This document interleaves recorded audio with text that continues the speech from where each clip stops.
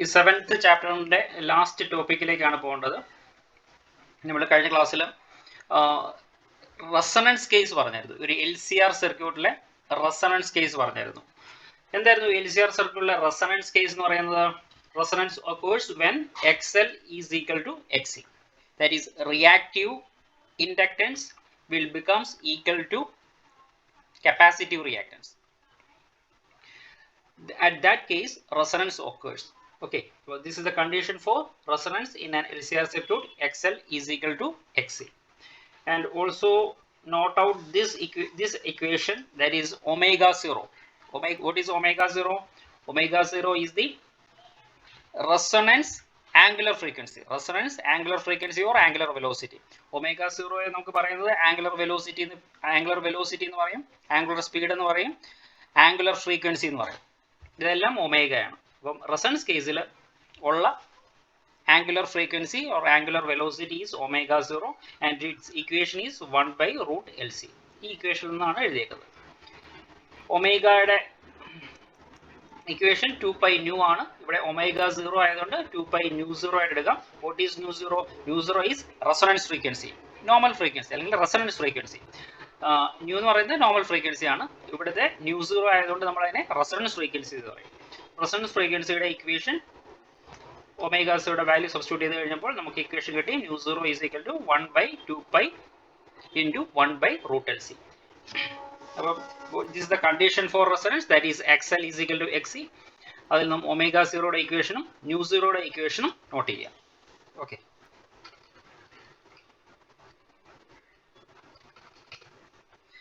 next we have to study Q factor or quality factor. What is Q factor? Q factor or quality factor of LCR circuit is defined as the ratio of voltage developed across the inductor. Voltage developed across the inductor at resonance to the voltage applied. It is the ratio of the voltage developed across inductor or voltage developed across capacitor. ഏതിൻ്റെ വേണമെങ്കിലും ഏതിൻ്റെ across ആയിട്ടുള്ള voltage വേണമെങ്കിലും നമുക്ക് എടുക്കാം. It is the voltage developed across the inductor at resonance to the voltage applied, to the applied voltage. Applied voltage എന്ന് പറയുന്നത് resonance case ആകുമ്പോൾ റെസിസ്റ്റൻസിൻ്റെ അക്രോസ് മാത്രമേ നെറ്റ് വോൾട്ടേജ് ഡെവലപ്പ് ചെയ്യത്തുള്ളൂ. അതുകൊണ്ട് അപ്ലൈഡ് വോൾട്ടേജ് എന്ന് പറയുന്നത് വോൾട്ടേജ് അക്രോസ് റെസിസ്റ്റൻസ് ആയിട്ട് നമുക്ക് കൺസിഡർ ചെയ്യാവുന്നതാണ്. What is quality factor or Q factor? It is the ratio of voltage developed across the inductor or voltage developed across the capacitor at resonance to the voltage applied. Equation എങ്ങനെ എഴുതാം നമുക്ക്?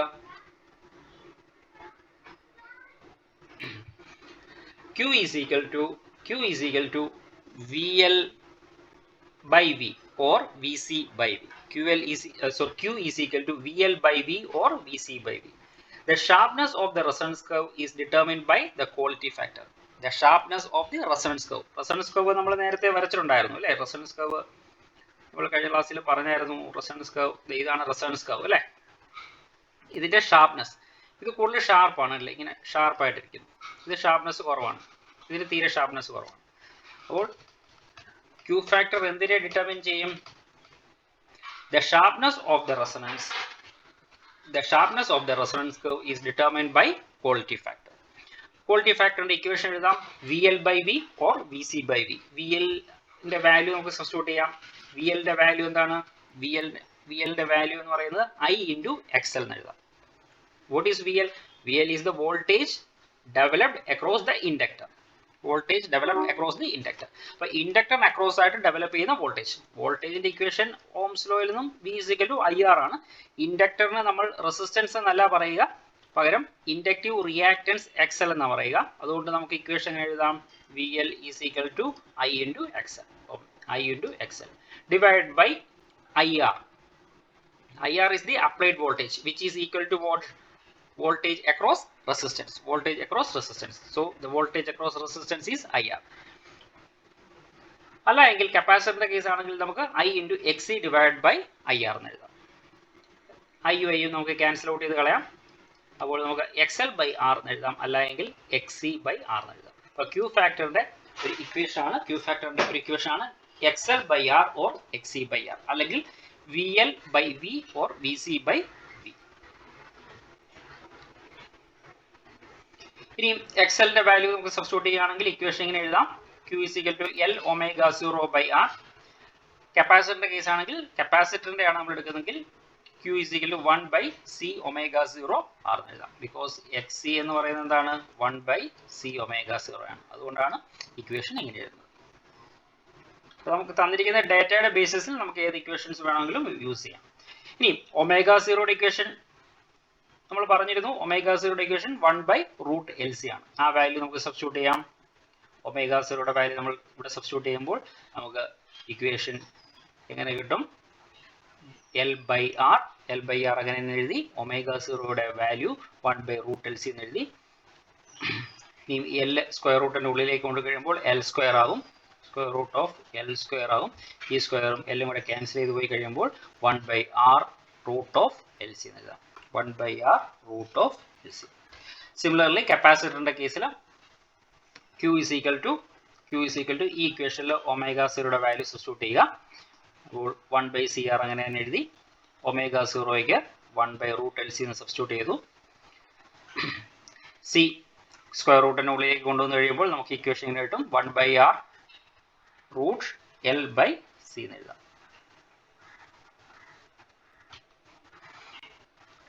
Q is equal to 1 by R root LC. അപ്പോൾ ഇതാണ് Q ഫാക്ടറിന്റെ equation. അപ്പോൾ Q factor of series resonance circuit is known as voltage multiplier. Q factor is known as voltage multiplier of this circuit. Q factor is just a number. It normally varies from 10 to 100. 10നും 100നും ഇടയ്ക്കായിരിക്കും ഈ Q ഫാക്ടറിന്റെ value വരിക. അപ്പോൾ Q factor എന്ന് പറഞ്ഞാൽ ഇതാണ്, it is the ratio of voltage developed across the inductor to the inductor at the resonance to the voltage applied. Okay, അപ്പോൾ അതിന്റെ importance എന്താണെന്ന് വെച്ചാൽ quality factor determines the sharpness of resonance curve. It determines the sharpness of resonance curve. ഒരു question, in LCR circuit, if resistance increases, quality factor A increases finitely, decreases finitely, remains constant, none of this. In LCR circuit, if resistance increases, what happened to quality factor? According to this equation, if resistance increases, the quality factor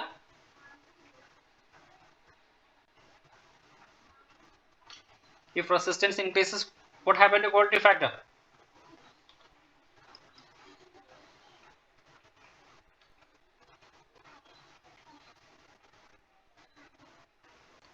പറയൂ. If resistance increases, what happened to quality factor?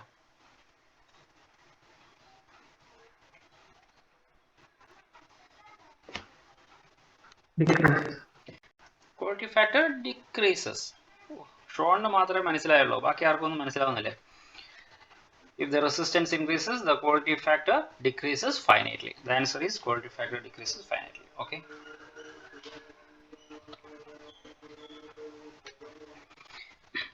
In quality factor in terms of bandwidth of the circuit. In terms of bandwidth. Band, നിങ്ങൾക്ക് റേഡിയോയുടെ ബാൻഡുകൾ നിങ്ങൾക്ക് കേട്ടിട്ടുണ്ടാവും. പല type bands ഉണ്ട്. Medium wave ഉണ്ട്, short wave ഉണ്ട്, FM ഉണ്ട്, അങ്ങനെ പല പല ബാൻഡുകളുണ്ട്. അപ്പം ആ ബാൻഡും നമ്മളുടെ Q ഫാക്ടർ തമ്മിലുള്ള റിലേഷൻ ആണ്. നമുക്ക് ഇത് അത്ര ഡെപ്തിലൊന്നും പഠിക്കേണ്ട, ജസ്റ്റ് ആ ടേംസും കാര്യങ്ങളൊക്കെ ഒന്ന് അറിഞ്ഞിരുന്നാൽ മാത്രം മതി. അതുകൊണ്ട് വളരെ ഷോർട്ടായിട്ട് പറഞ്ഞു പോവുകയാണ്. Let omega 1 and omega 2 be the angular frequencies below and above the resonance angular frequency respectively, at which current amplitude in the circuit becomes 1 by square root of 2 times the maximum value of the current at resonant angular frequency. ഇതാണ് പറഞ്ഞിരിക്കുന്നത്. നമ്മൾ രണ്ട് angular frequencies എടുത്തിരിക്കുകയാണ്. ഏതൊക്കെയാണ് രണ്ട് angular frequencies? ω1 and ω2. One is taken below the resonant angular frequency and one is taken above the resonance angular frequency. ഇപ്പോൾ ഇവിടെ ഈ ഗ്രാഫ് നിങ്ങൾ കണ്ടല്ലോ. ഗ്രാഫിൽ എക്സ് ആക്സിസിൽ ഒമേഗ ആണ് എടുത്തിരിക്കുന്നത്, ആംഗുലർ ഫ്രീക്വൻസി ആണ് എടുത്തിരിക്കുന്നത്. വൈ ആക്സിസിൽ IM, peak value of current ആണ് വൈ ആക്സിസിൽ എടുത്തിരിക്കുന്നത്. ഇപ്പോൾ കർവ് ഇതേ രീതിയിലാണ് കർവ് കിട്ടുക. ആ കർവിനെ കുറിച്ച് നമ്മൾ നേരത്തെ ഒന്ന് നോക്കിയതാണ്. ഇനി ഇവിടെ ഈ കർവ് പീക്കാണ്, അല്ലെങ്കിൽ മാക്സിമം കറണ്ട് റെസൊണൻസ് കേസിൽ മാക്സിമം കറണ്ട് ഒഴുകും. അതാണ് IM മാക്സ് എന്ന് പറയുന്നത്. അപ്പം നമ്മുടെ കറണ്ടിന്റെ ആംപ്ലിറ്റ്യൂഡാണ് വൈ ആക്സിസിൽ എടുത്തിരിക്കുന്നത്. റെസൊണൻസ് കേസിലാണ് കറണ്ട് മാക്സിമം ഒഴുകുന്നത്. അതാണ് IM മാക്സ് ആയിട്ട് റെപ്രസെന്റ് ചെയ്തത്. അതിന് കറസ്പോണ്ടിങ് ആയിട്ടുള്ള ആംഗുലർ ഫ്രീക്വൻസി റെസൊണൻസ് കണ്ടീഷനിലുള്ള ആംഗുലർ ഫ്രീക്വൻസിയാണ് ω0. അപ്പോൾ നമ്മൾ രണ്ട് ഫ്രീക്വൻസീസ് എടുത്തു, രണ്ട് ആംഗുലർ ഫ്രീക്വൻസീസ് എടുത്തു. ഒന്ന് ω1, മറ്റൊന്ന് ω2. ഇത് വെറുതെ എടുത്ത ഫ്രീക്വൻസി അല്ല, അതിനൊരു കണ്ടീഷൻ ഉണ്ട്. കണ്ടീഷൻ എന്ന് പറഞ്ഞാൽ എന്താണ്? The current amplitude in the circuit becomes 1/√2 times the maximum value of the current at the resonance angular frequency. Resonance frequency യിൽ maximum current എന്ന് പറയുന്നത് ഇതാണ് IM max.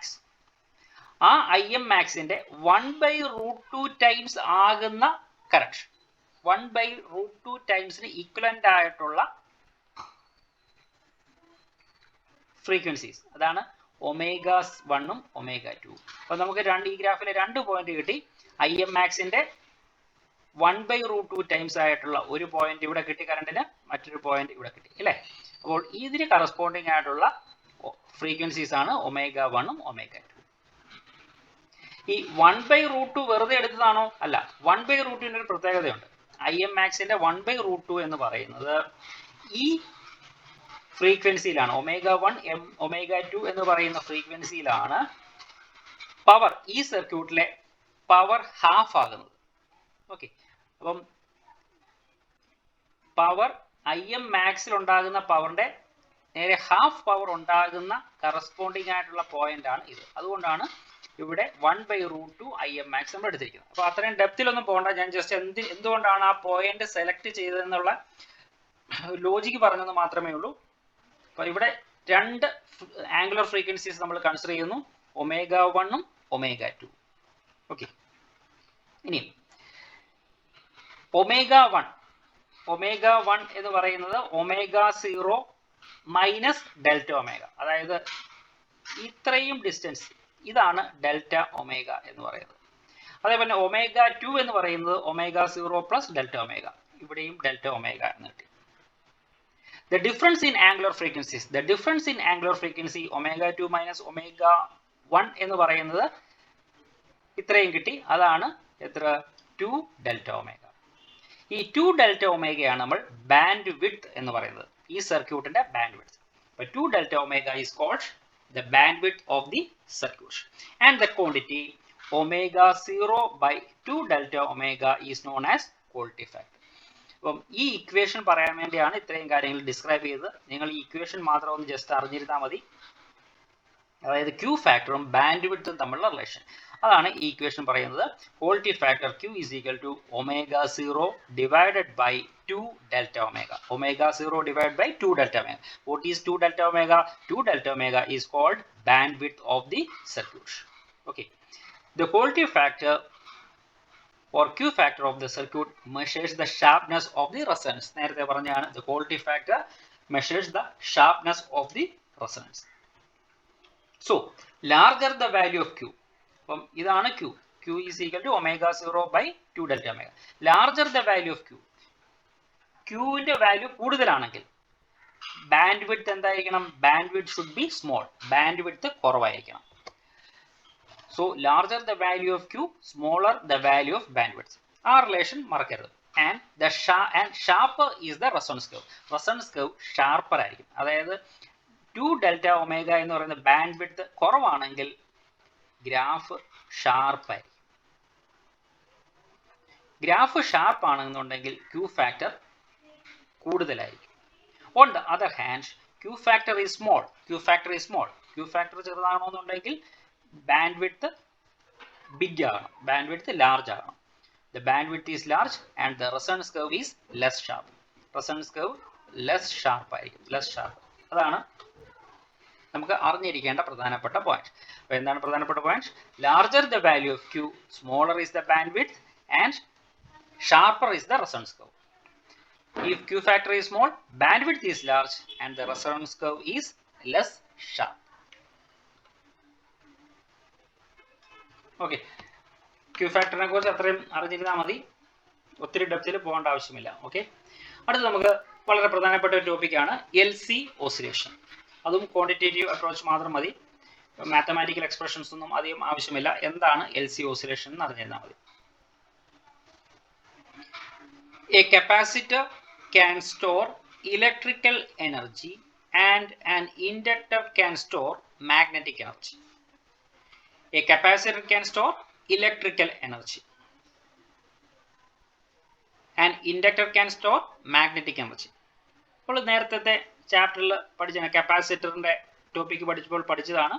കപ്പാസിറ്ററിന്റെ പ്ലേറ്റ്സിന്റെ ഇടയിൽ ഇലക്ട്രിക് ഫീൽഡിൽ നമ്മൾ ഇലക്ട്രിക്കൽ എനർജി കപ്പാസിറ്റർ സ്റ്റോർ ചെയ്യുമെന്ന് പറയും.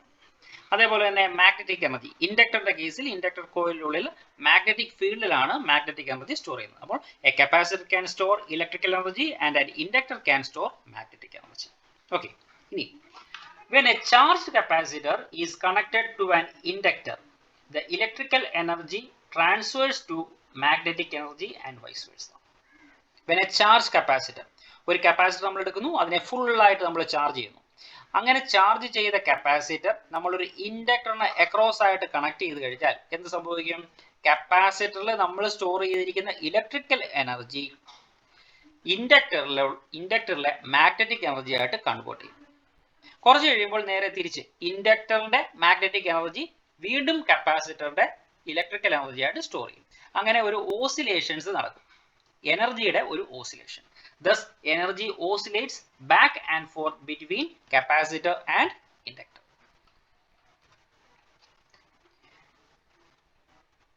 Electrical oscillations produced by the exchange of energy between a capacitor which stores electrical energy and an inductor which stores magnetic energy are called LC oscillations. Electrical oscillation produced by the exchange of energy between a capacitor and an inductor. The capacitor stores electrical energy and the inductor stores magnetic energy. And this exchange of energy between capacitor and inductor are called LC oscillations. അപ്പോൾ എന്താണ് LC oscillation? Electrical oscillations produced by the exchange of energy between capacitor which stores electrical energy and an inductor which stores magnetic energy are called LC oscillation. അപ്പോൾ ഈ സർക്യൂട്ടിൽ നമ്മൾ കണ്ടില്ലേ, ഒരു capacitor ഉണ്ട്, ഒരു ഇൻഡക്ടർ ഉണ്ട്. ഈ കപ്പാസിറ്ററും ഇൻഡക്ടറും കൂടെ കണക്ട് ചെയ്ത് വെച്ചിട്ടുണ്ട്. അപ്പോൾ ഈ കപ്പാസിറ്റർ നമ്മൾ ഫുള്ളായിട്ട് നമ്മൾ ചാർജ് ചെയ്യും. ആദ്യം നമ്മളൊരു ബാറ്ററി ഉപയോഗിച്ച് ഈ കപ്പാസിറ്റർ നമ്മൾ ഫുള്ളായിട്ട് ചാർജ് ചെയ്യും. അങ്ങനെ ഫുള്ളായിട്ട് ചാർജ് ചെയ്തൊരു കപ്പാസിറ്ററാണ് ഈ ഇൻഡക്ടറിന് അക്രോസ് ആയിട്ട് നമ്മൾ കണക്ട് ചെയ്തത്. അപ്പോൾ കപ്പാസിറ്ററിൽ സ്റ്റോർ ചെയ്തിരിക്കുന്ന ഇലക്ട്രിക്കൽ എനർജി കൺവേർട്ട് ചെയ്ത് ഇൻഡക്ടറിലെ മാഗ്നറ്റിക് എനർജി ആയിട്ട് മാറും. കുറച്ച് കഴിയുമ്പോഴത്തേക്ക് ഇതിലുള്ള മാഗ്നറ്റിക് എനർജി ഉപയോഗിച്ച് വീണ്ടും കപ്പാസിറ്റർ ചാർജ് ചെയ്യും. അങ്ങനെ അത് വീണ്ടും ഇലക്ട്രിക്കൽ എനർജി ആയിട്ട് മാറും. അപ്പം എനർജി ഓസിലേറ്റ് ചെയ്യും.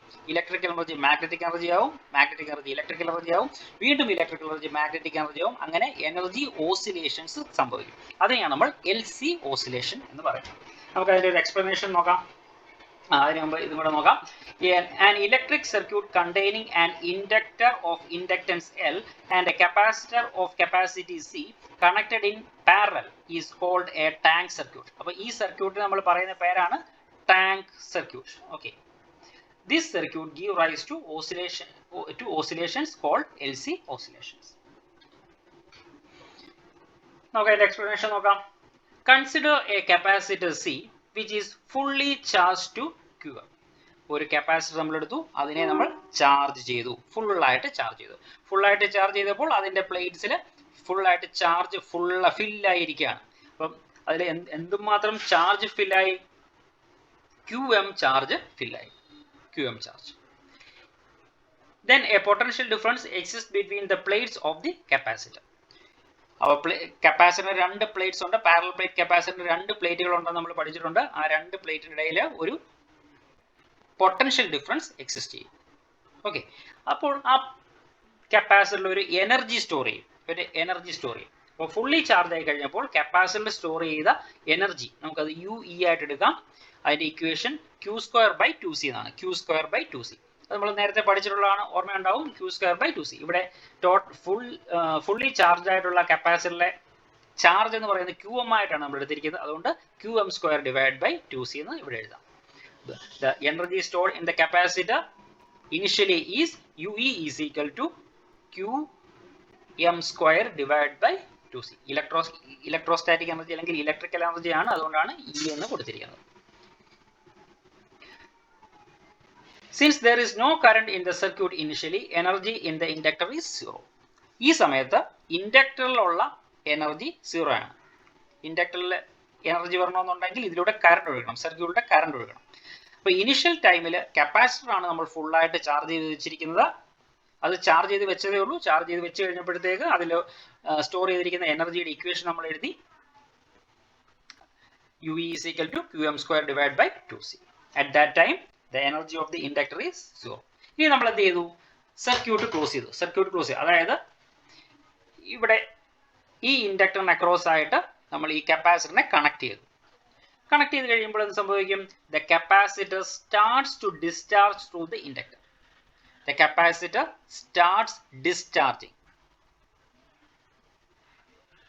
through the inductor L and causing the current to flow. ഈ കപ്പാസിറ്ററിൽ നിറച്ച് ചാർജ് സ്റ്റോർ ചെയ്ത് വെച്ചേക്കുവാണ്. അങ്ങനെയുള്ള കപ്പാസിറ്റർ ആണ് നമ്മൾ ഇൻഡക്ടറിന് ക്രോസ് ആയിട്ട് കണക്ട് ചെയ്ത ടൈമിൽ തന്നെ എന്ത് സംഭവിക്കും? കപ്പാസിറ്റർ ഡിസ്ചാർജിങ് സ്റ്റാർട്ട് ചെയ്യും.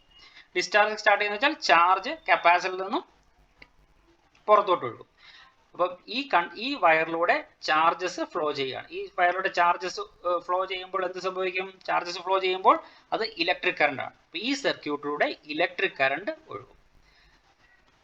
As the current rises from 0, it built up a magnetic field around the inductance. അപ്പോൾ ഇനിഷ്യലി ഈ സർക്യൂട്ടിൽ കറണ്ട് ഇല്ല, കറണ്ട് 0 ആണ്. കപ്പാസിറ്റർ കണക്ട് ചെയ്ത് കഴിയുമ്പോൾ ചാർജ് ഫ്ലോ ചെയ്യാൻ ആരംഭിക്കും. ചാർജസ് സ്റ്റെപ്പ് ബൈ സ്റ്റെപ്പ് ആയിട്ട് ഇൻക്രീസ് ചെയ്യും. അതായത് കറണ്ട് സ്റ്റെപ്പ് ബൈ സ്റ്റെപ്പ് ആയിട്ട് ഇൻക്രീസ് ചെയ്യും. അങ്ങനെ കറണ്ട് സ്റ്റെപ്പ് ബൈ സ്റ്റെപ്പ് ആയിട്ട് ഇൻക്രീസ് ചെയ്യുമ്പോൾ ഈ ഇൻഡക്ടറിൽ ഒരു മാഗ്നറ്റിക് ഫീൽഡ് ഉണ്ടാകുകയും അവിടെ ഒരു മാഗ്നറ്റിക് ഫ്ലക്സ് ഉണ്ടാകുകയും ചെയ്യും. ആ മാഗ്നറ്റിക് ഫ്ലക്സിന് ചേഞ്ച് ഉണ്ടാവും. എന്തുകൊണ്ടാണ്? കറണ്ട് 0യിൽ നിന്നും മാക്സിമം വാല്യൂയിലേക്ക് ചേഞ്ച് ആകുകയാണ്. അപ്പോൾ മാഗ്നറ്റിക് ഫ്ലക്സിന് ചേഞ്ച് ഉണ്ടാവും. According to Faraday's law, and EMF is induced in this inductor. അപ്പോൾ കറണ്ട് സ്റ്റെപ്പ് ബൈ സ്റ്റെപ്പ് ആയിട്ട് ഇൻക്രീസ് ചെയ്യുന്നതനുസരിച്ച് ഈ കോയിലുമായിട്ട് ലിങ്ക് ചെയ്തിരിക്കുന്ന മാഗ്നറ്റിക് ഫ്ലക്സിന് ചേഞ്ച് ഉണ്ടാകുകയും അതിൽ ഒരു EMF ഇൻഡ്യൂസ് ചെയ്യുകയും ചെയ്യും. ഓക്കെ, അപ്പോൾ അവിടെ ഒരു ബാക്ക് EMF, മറ്റൊരു EMFും അതിൻ്റെ ഓപ്പോസിറ്റ് ഡയറക്ഷൻ ഒരു കറണ്ടിൻ്റെ ഫ്ലോയും പതുക്കെ സ്റ്റാർട്ട് ചെയ്യും. അപ്പം ഈ കപ്പാസിറ്റർ ഫുള്ളി ഡിസ്ചാർജ് ആയി കഴിഞ്ഞാൽ ഈ സർക്യൂട്ടിൽ ഒഴുകുന്ന കറണ്ട് മാക്സിമം എത്തും. എത്തി കഴിയുമ്പോൾ കപ്പാസിറ്ററിലെ ചാർജ് ഫുള്ളായിട്ട് തീർന്നു, ഫുള്ളി ഡിസ്ചാർജ് ആയി കപ്പാസിറ്റർ. അപ്പോൾ കപ്പാസിറ്ററിലെ ചാർജ് 0 ആണ്, അതായത് കപ്പാസിറ്ററിന്റെ എനർജി 0 ആയി. ആ സമയത്ത് ഇൻഡക്ടറിലെ എനർജി മാക്സിമം ആവും. ഇൻഡക്ടറിൽ ഒരു എനർജി സ്റ്റോർ ചെയ്യും, മാഗ്നറ്റിക് എനർജി സ്റ്റോർ ചെയ്യും. ആ സമയത്ത് ഇൻഡക്ടറിലുള്ള എനർജി മാക്സിമം. ഇൻഡക്ടറിലുള്ള എനർജി ഇക്വേഷൻ നമുക്ക് എങ്ങനെ എഴുതാം? when current reaches the maximum value Im, the energy stored in the magnetic field of the inductor can be written as UB is equal to 1/2 LIm². ഈ equation ഓർമ്മയുണ്ടല്ലോ, half LI² എന്നാണ് നമ്മൾ എഴുതിയത്. ഇവിടെ ഒഴുകുന്ന മാക്സിമം കറണ്ട് Im ആയിട്ടാണ് നമ്മൾ ഇവിടെ എടുക്കുന്നത്. അതുകൊണ്ടാണ് UB is equal to half LIm². ഇവിടെ UB എന്നാണ് എടുത്തേക്കുന്നത്. Because in the inductor the magnetic energy is stored. So UB is equal to half L Im square. അപ്പോൾ കപ്പാസിറ്ററിലെ ചാർജ് 0 ആയി, അപ്പോൾ അതിന്റെ എനർജി 0 ആയി. ആ എനർജി മുഴുവനും ഇൻഡക്ടറിലെ എനർജി ആയിട്ട് കൺവേർട്ട് ആയി. നേരത്തെയുള്ള ഇലക്ട്രിക്കൽ എനർജി എന്ത് എനർജി ആയിട്ട് മാറി? മാഗ്നറ്റിക് എനർജി ആയിട്ട് കൺവേർട്ട് ആയി. In other words, electrical energy is completely converted to magnetic energy.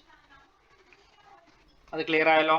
അപ്പോൾ the electrical energy is completely converted into magnetic energy. ഇനി എന്ത് സംഭവിക്കും? When the magnetic field energy becomes maximum, the capacitor begins to recharge itself in the opposite direction. അപ്പോൾ കപ്പാസിറ്ററിലെ energy മുഴുവൻ തീർന്നു. അപ്പോൾ opposite ഡയറക്ഷനിൽ ഒരു കറണ്ട് ഫ്ലോ ചെയ്യുന്നുണ്ട്. അപ്പോൾ ആ കറണ്ട് മൂലം കപ്പാസിറ്റർ വീണ്ടും ചാർജ് ആകാൻ സ്റ്റാർട്ട് ചെയ്യും, ചാർജിങ് സ്റ്റാർട്ട് ചെയ്യും. പക്ഷേ ഇപ്പോൾ ചാർജിങ് സ്റ്റാർട്ട് ചെയ്യുന്നത് അതിന്റെ പോളാരിറ്റി ഡിഫറെൻ്റ് ആണ്. നേരത്തെ പോസിറ്റീവ് പ്ലേറ്റ് ആയുള്ള കപ്പാസിറ്റർ, നേരത്തെ പോസിറ്റീവ് ആയിരുന്ന കപ്പാസിറ്ററിന്റെ പ്ലേറ്റ് ഇപ്പോൾ നെഗറ്റീവ് ആയിട്ട് മാറിയിട്ടാണ് ഓപ്പോസിറ്റ് ഡയറക്ഷനിലാണ്, ഓപ്പോസിറ്റ് പോളാരിറ്റിയിലാണ് കപ്പാസിറ്റർ ചാർജ് ചെയ്യാൻ സ്റ്റാർട്ട് ചെയ്യുന്നത്. When the magnetic field energy becomes maximum, the capacitor begins to recharge itself in the opposite direction. Now the energy stored in the magnetic field is converted into energy stored in the electric field of the capacitor. അപ്പോൾ capacitor പതുക്കെ charge ചെയ്യാൻ ആരംഭിക്കുന്നു. അങ്ങനെ ഇൻഡക്ടറിലെ magnetic energy കുറയുന്നതനുസരിച്ച് കപ്പാസിറ്ററിൽ ഉള്ള electrical energy step by step ആയിട്ട് കൂടും. അങ്ങനെ കപ്പാസിറ്റർ മാക്സിമം അല്ലെങ്കിൽ ഫുള്ളി ചാർജ് ആകുമ്പോൾ ഇൻഡക്ടറിലെ മാഗ്നറ്റിക് എനർജി 0 ആയിട്ട് മാറും. അതിനുശേഷം എന്ത് സംഭവിക്കും? അതിനുശേഷം വീണ്ടും കപ്പാസിറ്റർ ഡിസ്ചാർജിങ് സ്റ്റാർട്ട് ചെയ്യും. കപ്പാസിറ്റർ ഡിസ്ചാർജ് ചെയ്യുമ്പോഴത്തേക്ക് വീണ്ടും ഇൻഡക്ടറിലൂടെ കറണ്ട് ഫ്ലോ ചെയ്യും, ഓപ്പോസിറ്റ് ഡയറക്ഷനിൽ കറണ്ട് ഫ്ലോ ചെയ്യും. അപ്പോൾ അവിടെ ഒരു ഇൻഡ്യൂസ്ഡ് EMF ഡെവലപ്പ് ചെയ്യും. അതിനുള്ളിൽ ഒരു മാഗ്നറ്റിക് എനർജി സ്റ്റോർ ചെയ്യാൻ ആരംഭിക്കും. അപ്പോൾ കപ്പാസിറ്റർ വീണ്ടും ഫുള്ളി ഡിസ്ചാർജ് ആയി കഴിയുമ്പോൾ ആ എനർജി മുഴുവൻ ഇൻഡക്ടറിലെ മാഗ്നറ്റിക് എനർജി ആയിട്ട് കൺവേർട്ട് ചെയ്തു. അങ്ങനെ മാഗ്നറ്റിക് എനർജിയും ഇലക്ട്രിക്കൽ എനർജിയും അങ്ങോട്ടും ഇങ്ങോട്ടും ഓസിലേറ്റ് ചെയ്യുന്നുണ്ട്. അതിനെയാണ് നമ്മൾ LC ഓസിലേഷൻ എന്ന് പറയുന്നത്. When the capacitor is fully recharged, whole of the energy is stored in the electric field of the capacitor. At this instant, the capacitor is again discharged through the inductor. The whole process repeats. In the whole process, there is exchange of electrical energy and magnetic energy. This exchange of energy from electric form to magnetic form give rise to oscillations called LC oscillation. This exchange of energy from electric form to magnetic form give rise to oscillations called LC oscillations. Clear ആയോ LC oscillation? നല്ലൊരു concept ആണ്. അതിന്റെ mathematical steps ഒന്നും നമുക്ക് ആവശ്യമില്ല. എനർജിയുടെ equations മാത്രം നമ്മൾ എഴുതുന്നുള്ളൂ. ഇതിന്റെ പ്രോസസ്സ് ഇതാണ്. നമ്മൾ എന്താ ചെയ്തത്? ആദ്യം ഒരു കപ്പാസിറ്റർ എടുത്തു. ആ കപ്പാസിറ്റർ നമ്മൾ ഫുള്ളായിട്ട് ചാർജ് ചെയ്തു ഒരു ബാറ്ററി ഉപയോഗിച്ച്. അങ്ങനെ ചാർജ് ചെയ്ത് കഴിഞ്ഞപ്പോൾ അതിൽ സ്റ്റോർ ചെയ്തിരിക്കുന്ന എനർജി എന്ന് പറയുന്നത് U is equal to qm²/2c ആണ്. അങ്ങനെ ഫുള്ളി ചാർജ് ആയിട്ടുള്ള ഒരു കപ്പാസിറ്റർ നമ്മൾ ഒരു ഇൻഡക്ടറിനെ ക്രോസ് ആയിട്ട് കണക്ട് ചെയ്തു. ഇൻഡക്ടറിനെ ക്രോസ് ആയിട്ട് കണക്ട് ചെയ്ത ആ ഇൻസ്റ്റന്റിൽ തന്നെ കപ്പാസിറ്റർ ഡിസ്ചാർജിങ് സ്റ്റാർട്ട് ചെയ്യും. കപ്പാസിറ്റർ ഡിസ്ചാർജിങ് സ്റ്റാർട്ട് ചെയ്യുന്ന പറയുന്നത് ആ സർക്യൂട്ടിലൂടെ ഒരു കറണ്ട് ഫ്ലോ സ്റ്റാർട്ട് ചെയ്യുന്നതാണ്. കറണ്ട് ഇനിഷ്യലി 0 ആയിരുന്നു സർക്യൂട്ടിൽ. സ്റ്റെപ്പ് ബൈ സ്റ്റെപ്പ് ആയിട്ട് അത് ഇൻക്രീസ് ചെയ്യുകയാണ് ചെയ്യുന്നത്. അപ്പോൾ ആ കറണ്ട് ഇൻഡക്ടറിലൂടെയാണ് ഫ്ലോ ചെയ്യുന്നത്. ഇൻഡക്ടറിലുമായിട്ട് ലിങ്ക് ചെയ്തിരിക്കുന്ന മാഗ്നറ്റിക് ഫ്ലക്സിന് ചേഞ്ച് ഉണ്ടാവും. When the magnetic flux linked with a conductor changes, an EMF is induced in it, according to Faraday's law. അപ്പോൾ Faraday's law അനുസരിച്ച് അവിടെ ഒരു ഇൻഡ്യൂസ്ഡ് EMF ഉണ്ടാവും, ഒരു ബാക്ക് EMF ഉണ്ടാവും. കപ്പാസിറ്റർ ഫുള്ളായിട്ട് ഡിസ്ചാർജ് ചെയ്ത് കഴിയുമ്പോൾ സർക്യൂട്ടിൽ ഒഴുകുന്ന കറണ്ട് മാക്സിമത്തിലെത്തും. അപ്പോൾ കപ്പാസിറ്ററിലെ എനർജി 0 ആകുകയും ഫുൾ എനർജി ഇൻഡക്ടറിൽ സ്റ്റോർ ആകുകയും ചെയ്യും. അങ്ങനെ ഇൻഡക്ടറിൽ സ്റ്റോർ ആകുന്ന മാഗ്നറ്റിക് എനർജിയുടെ ഇക്വേഷൻ ആണ് ½LIm². ഇപ്പോൾ എന്ത് സംഭവിക്കും? കപ്പാസിറ്റർ വീണ്ടും ചാർജ് ചെയ്യാൻ ആരംഭിക്കും ഓപ്പോസിറ്റ് ഡയറക്ഷനിൽ. Opposite directions means initially A എന്ന് പറയുന്ന പ്ലേറ്റ് പോസിറ്റീവ് ആണെങ്കിൽ ഇപ്പോൾ എ എന്ന് പറയുന്ന പ്ലേറ്റ് നെഗറ്റീവ് ആയിട്ട് ഓപ്പോസിറ്റ് ഡയറക്ഷനിൽ അത് ചാർജിങ് സ്റ്റാർട്ട് ചെയ്യും. അങ്ങനെ അതിൻ്റെ ചാർജിങ് സീറോയിൽ നിന്ന് മാക്സിമം വാല്യൂയിലേക്ക് എത്തും. QM എന്ന് പറയുന്ന ഫുൾ ചാർജ് അതിൽ ചാർജ് സ്റ്റോർ ആയി കഴിയുമ്പോൾ ഇൻഡക്ടറിലെ എനർജി 0 ആയിട്ട് മാറി, പകരം കപ്പാസിറ്റർ എനർജി ഫുള്ളായി QM²/2C ആയിട്ട് മാറി. കപ്പാസിറ്റർ വീണ്ടും ഫുൾ ചാർജ് ആയി കഴിയുമ്പോൾ വീണ്ടും കപ്പാസിറ്റർ ഡിസ്ചാർജിങ് സ്റ്റാർട്ട് ചെയ്യും ഇൻഡക്ടറിലൂടെ. അപ്പോൾ inductor energy step by step ആയിട്ട് ഇൻക്രീസ് ചെയ്യും, കപ്പാസിറ്റർ എനർജി ഡിക്രീസ് ചെയ്യും. അങ്ങനെ എനർജി ഓസിലേഷൻ സംഭവിക്കും കപ്പാസിറ്ററും ഇൻഡക്ടറും ആയിട്ട്. അല്ലെങ്കിൽ ഇലക്ട്രിക്കൽ എനർജിയും മാഗ്നറ്റിക് എനർജിയും അങ്ങോട്ടും ഇങ്ങോട്ടും ഓസിലേറ്റ് ചെയ്യും. ഈ ഓസിലേഷനാണ് നമ്മൾ LC ഓസിലേഷൻ എന്ന് പറയുന്നത്. ക്ലിയർ ആയോ? ഡൗട്ട് എന്തെങ്കിലും ഉണ്ടോ?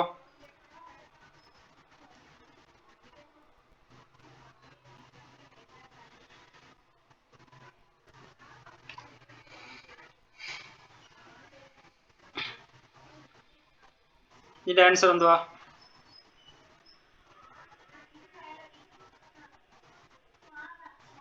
A capacitor of an ideal LC circuit is fully charged by a DC source. Then it is disconnected from the DC source. The current in the circuit.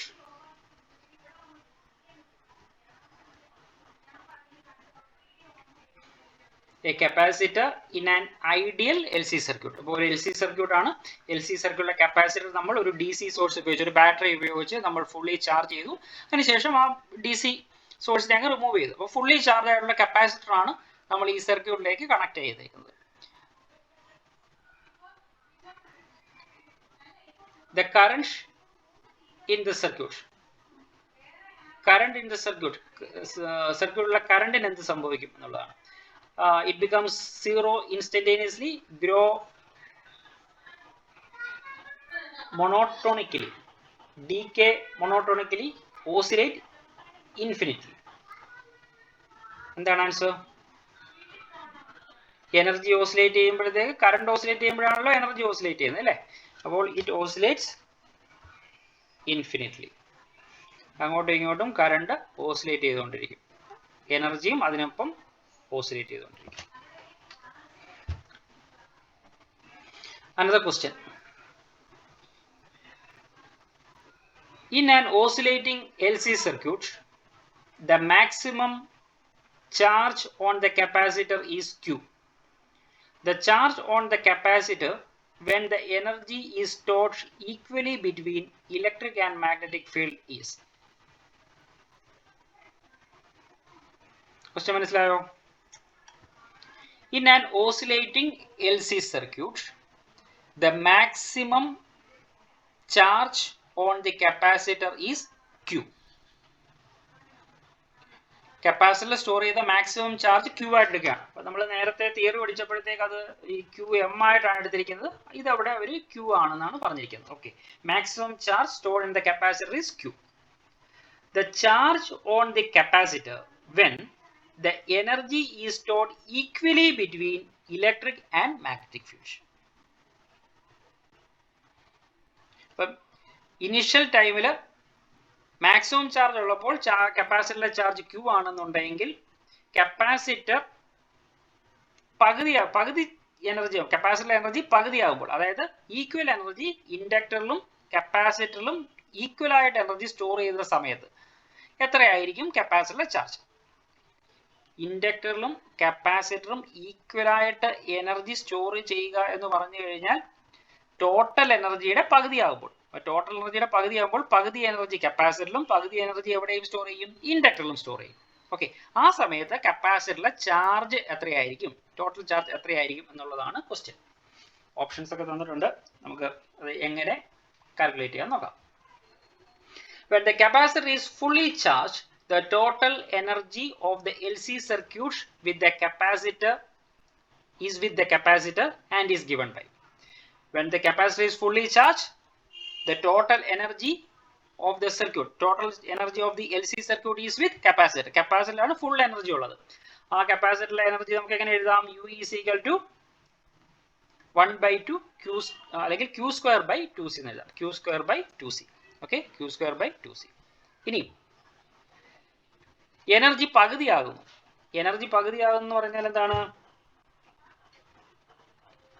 UE by 2 ആകുമ്പോൾ UE by 2 UE by 2 ആകുമ്പോൾ UE by 2 energy കപ്പാസിറ്ററിലും ബാക്കി energy ബാക്കി half energy എവിടെയുണ്ട് ഇൻഡക്ടറിലും ഉണ്ട്. അപ്പോൾ UE by 2 ആകുമ്പോൾ നമുക്ക് equation എഴുതാം. UE by 2 ആകുമ്പോൾ ഇക്വേഷൻ എങ്ങനെ എഴുതാം? Half Q dash square divided by C അല്ലെങ്കിൽ Q dash square divided by C. ഈ Q dash എന്ന് പറയുന്നത് എന്താണ്? Q dash is the charge on the capacitor. Q dash is the charge on the capacitor. അപ്പോൾ when half of the energy is stored. അപ്പോൾ half energy store ആകുന്ന സമയത്ത് capacitor charge Q dash എടുക്കുകയാണ്. അപ്പോൾ നമുക്ക് Q dash എത്രയാണെന്നാണ് കണ്ടുപിടിക്കേണ്ടത്. Q dash എത്രയാണെന്ന് കണ്ടുപിടിച്ചേ. ഇവിടെ ഈ UE പകരം ഈ വാല്യൂ സബ്സ്റ്റിറ്റ്യൂട്ട് ചെയ്താൽ മതി. Q dash എത്രയാവും നോക്കിക്കേ. Q ഡാഷിന്റെ വാല്യൂ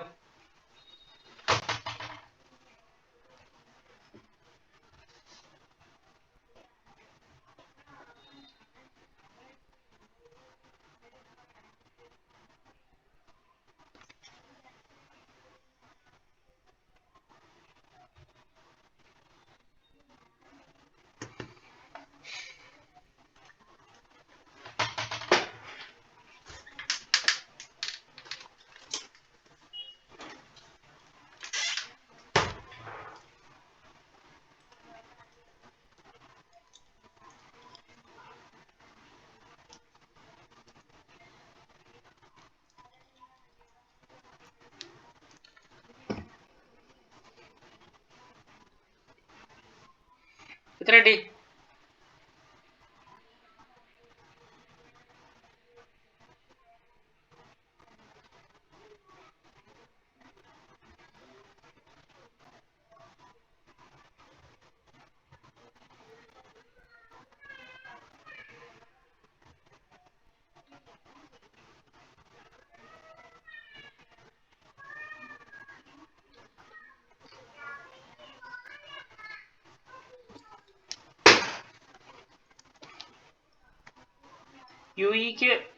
യുടെ സ്ഥാനത്തോട്ട് ഈ യുടെ വാല്യൂ കണ്ടുപിടിച്ച് വെച്ചിട്ടുണ്ടല്ലോ, അതുകൊണ്ട് സബ്സ്റ്റിറ്റ്യൂട്ട് ചെയ്താൽ മതി. അപ്പോൾ 1/2 into 1/2 Q square by C is equal to 1/2 Q dash square divided by C. എന്തൊക്കെ ക്യാൻസൽ ഔട്ട് ചെയ്തു? 1/2 ക്യാൻസൽ ഔട്ട് ചെയ്തു പോയി, സിയും ക്യാൻസൽ ഔട്ട് ചെയ്തു പോയി. പിന്നെ ഉള്ളത് Q dash square. Q dash square is equal to Q square by 2 എന്ന് കിട്ടും.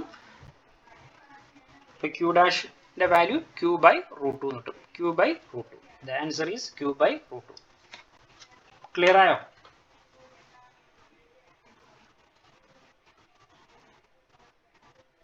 Clear?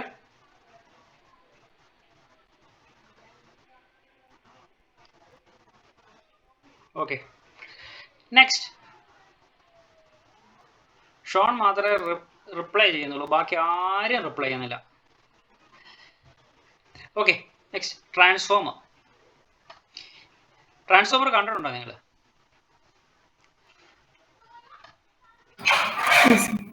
ഓക്കെ, റോഡിന്റെ സൈഡിലൊക്കെ ഇരിക്കുന്ന ട്രാൻസ്ഫോമർ കണ്ടിട്ടുണ്ടല്ലോ.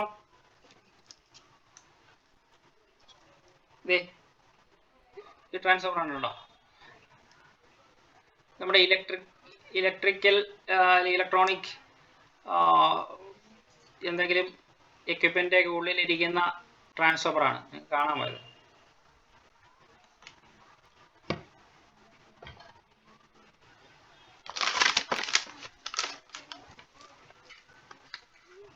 കണ്ടോ ട്രാൻസ്ഫോമർ? ഓക്കെ, അതെന്താണെന്ന് പറയാം. ഇത് ചെറിയ ട്രാൻസ്ഫോമർ. ഇത് നമ്മളുടെ വീട്ടിലെത്തുന്ന 230 വോൾട്ടിനെ ഒരു 12 വോൾട്ടൊക്കെ ആക്കി നമ്മുടെ ചെറിയ ഇൻസ്ട്രുമെന്റ്സ്, നമ്മളെ റേഡിയോ അതേപോലുള്ള ചില ഇൻസ്ട്രുമെന്റ്സ് വർക്ക് ചെയ്യിക്കാൻ വേണ്ടിയുള്ള ട്രാൻസ്ഫോമറാണ് ഇത്. എന്നാൽ റോഡിന്റെ ഒക്കെ സൈഡിലിരിക്കുന്ന ട്രാൻസ്ഫോമർ എന്ന് പറയുന്നത് 11 kV ലൈനിൽ നിന്നും 230 വോൾട്ട് ആയിട്ട് അതിനെ സ്റ്റെപ്പ് ഡൗൺ ചെയ്തിട്ട് നമ്മുടെ വീട്ടിലേക്ക് സപ്ലൈ ചെയ്യുന്നതാണ് റോഡ് സൈഡിലിരിക്കുന്ന ട്രാൻസ്ഫോമേഴ്സ്. ഓക്കെ, എന്താണ് ട്രാൻസ്ഫോമർ എന്ന് നോക്കാം. A transformer is a device which is used to increase or decrease alternating voltage. It is used to increase or decrease alternating voltage. It works on the principle of mutual induction. The transformer which converts low voltage to high voltage are called step up transformer, whereas one which convert higher voltage high voltage to low voltage is called step down transformer. ഇപ്പോൾ രണ്ട് type transformer ഉണ്ട്, step up ട്രാൻസ്ഫോമറും step down ട്രാൻസ്ഫോമറും. എന്താണ് step up transformer? The transformer which converts low voltage to high voltage. Low voltage to high വോൾട്ടേജിനെ convert ചെയ്യുന്ന ട്രാൻസ്ഫോമറിനെയാണ് step up transformer എന്നും, ഹൈ വോൾട്ടേജിനെ ലോ വോൾട്ടേജ് ആക്കി കൺവേർട്ട് ചെയ്യുന്നതിനാണ് സ്റ്റെപ്പ് ഡൗൺ ട്രാൻസ്ഫോമർ. Okay, അപ്പോൾ ഇവിടുത്തെ ഫസ്റ്റ് സെന്റൻസ് ഒന്ന് നോട്ട് ചെയ്യുക. A transformer is a device which is use to increase or decrease alternating voltage. ഈ ഓൾട്ടർനേറ്റിംഗ് വോൾട്ടേജ് ഇമ്പോർട്ടൻ്റ് ആണ്. എ സി വോൾട്ടേജിനെ മാത്രമേ നമുക്ക് ഇതേപോലെ സ്റ്റെപ്പ് അപ്പ് ചെയ്യാനും സ്റ്റെപ്പ് ഡൗൺ ചെയ്യാനോ ഒക്കത്തുള്ളൂ. ഡി സി വോൾട്ടേജിനെ നമുക്ക് സ്റ്റെപ്പ് അപ്പ് ചെയ്യാനോ സ്റ്റെപ്പ് ഡൗൺ ചെയ്യാനോ പറ്റില്ല. അതിനുള്ള റീസൺ എന്ന് പറയുന്നത് എന്താണ്? It works based on the principle of mutual induction. Mutual ഇൻഡക്ഷന്റെ ബേസിസിലാണ് ഇത് വർക്ക് ചെയ്യുന്നത്. അപ്പോൾ മ്യൂച്വൽ ഇൻഡക്ഷൻ ഉണ്ടാവണമെന്നുണ്ടെങ്കിൽ ഫ്ലക്സിന് ചേഞ്ച് ഉണ്ടാവണം. ഫ്ലക്സിന് ചേഞ്ച് ഉണ്ടാവണമെങ്കിൽ എ സി കറണ്ട് മാത്രമേ നമുക്ക് ഫ്ലക്സിന് ചേഞ്ച് വരുത്താനൊക്കത്തുള്ളൂ. അതുകൊണ്ടാണ് ട്രാൻസ്ഫോമറിൽ ഓൾട്ടർനേറ്റിംഗ് വോൾട്ടേജിനെ മാത്രമേ നമുക്ക് സ്റ്റെപ്പ് അപ്പ് ചെയ്യാനും സ്റ്റെപ്പ് ഡൗൺ ചെയ്യാനും പറ്റുള്ളൂ. ഇനി എൻ്റെ കൺസ്ട്രക്ഷൻ ആണ്. A transformer consists of a rectangular core of soft iron. It consists of a rectangular core. കണ്ടോ, ഇതാണ് rectangular core. Okay, it consists of a rectangular core of soft iron. The primary and secondary coils are wounded upon the iron core. The primary and secondary coils are wounded upon the iron core. In the step-up transformer, the number of turns in the secondary coil is greater than that of the primary. In the case of step-up transformer, number of turns in the secondary coil is greater. Secondary coil is greater than the primary. But in the case of step-down transformer, the number of turns in the secondary is less than that of primary. അപ്പോൾ step up ചെയ്യണമെന്നുണ്ടെങ്കിൽ സെക്കൻഡറിയിൽ കൂടുതൽ turns ഉണ്ടാവണം. Step down ചെയ്യണമെന്നുണ്ടെങ്കിൽ സെക്കൻഡറിയിൽ കുറച്ച് turns ഉണ്ടാവുള്ളൂ. Okay, അപ്പോൾ ഇവിടെ ഈ രണ്ട് രീതിയിൽ ഇത് വൈൻഡ് ചെയ്യുന്നതിൻ്റെ ഫിഗർ ഇവിടെ കാണിച്ചിട്ടുണ്ട്. ഒന്ന് ഈ സോഫ്റ്റ് റെക്ടാങ്കുലർ ഷേപ്പ് ആയിട്ടുള്ള സോഫ്റ്റ് അയൺ കോറിൽ പ്രൈമറി ഇവിടെ വൈൻഡ് ചെയ്യുമ്പോൾ സെക്കൻഡറി ഇവിടെ വൈൻഡ് ചെയ്യും. എന്നാൽ ഈ കേസിൽ പ്രൈമറി ഇവിടെ വൈൻഡ് ചെയ്യും, അതിൻ്റെ മുകളിൽ തന്നെയാണ് സെക്കൻഡറി വൈൻഡ് ചെയ്തിരിക്കുന്നത്. Okay. Okay. When an alternating voltage is applied to the primary, the magnetic flux linked with the secondary circuit changes and an EMF is induced in the secondary. When an alternating voltage is applied to the primary coil of a transformer, then the magnetic flux linked with the secondary changes. Then according to Faraday's law, an EMF is induced in the secondary coil.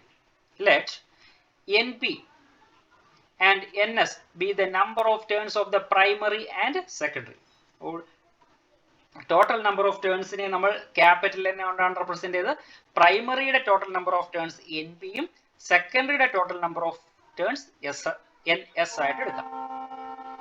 And phi be the flux linked with each turn, and phi be the flux linked with each turn. Then according to Faraday's law, induced EMF in the secondary coil. Induced EMF in the secondary coil. Induced EMF in the secondary coil ES is equal to minus d phi by dt ആണ് നമ്മൾ പഠിച്ചിട്ടുള്ളത്. ഇവിടെ ഒരു turn അല്ല, NS number of turns ഉണ്ട് സെക്കൻഡറിയിൽ, അതുകൊണ്ട് നമുക്ക് -NS d phi by dt എന്ന് എഴുതാം. The induced EMF in the secondary coil is ES is equal to -NS divided NS d phi by dt. Similarly, induced EMF in the primary coil. Primary coil induced EMF in the equation ഇതേ രീതിയിൽ തന്നെ എഴുതാം.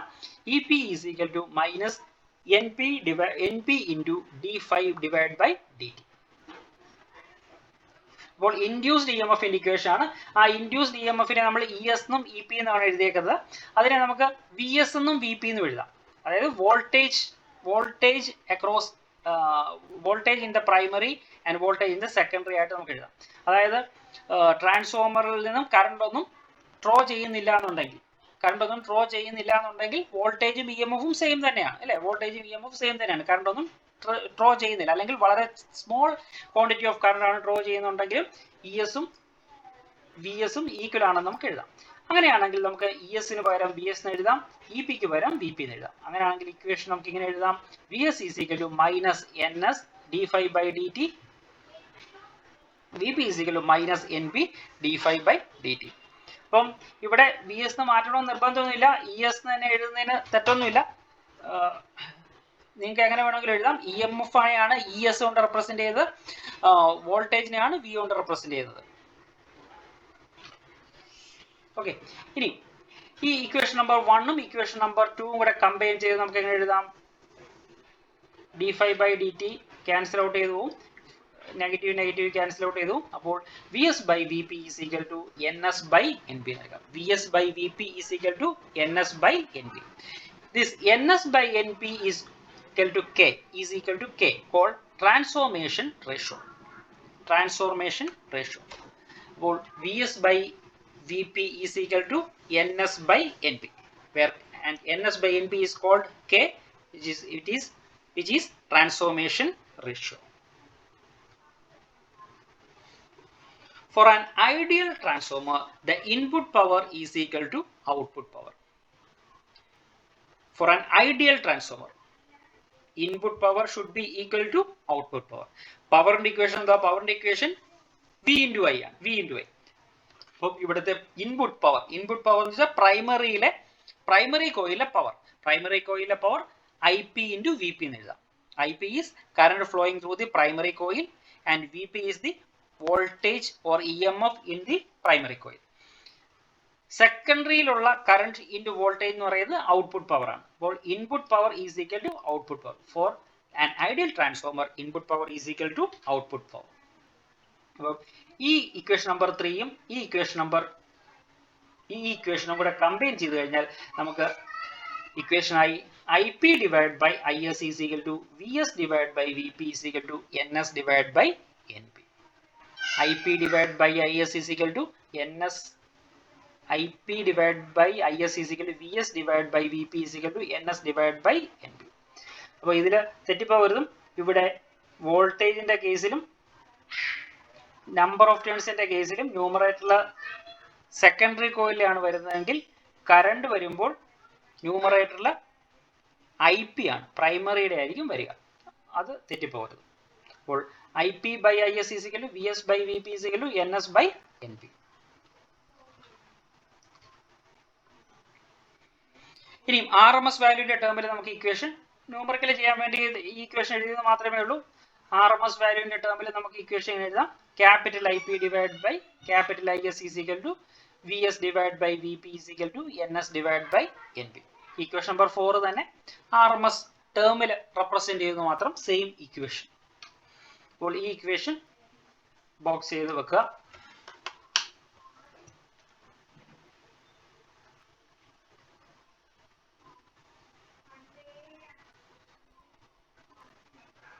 Okay,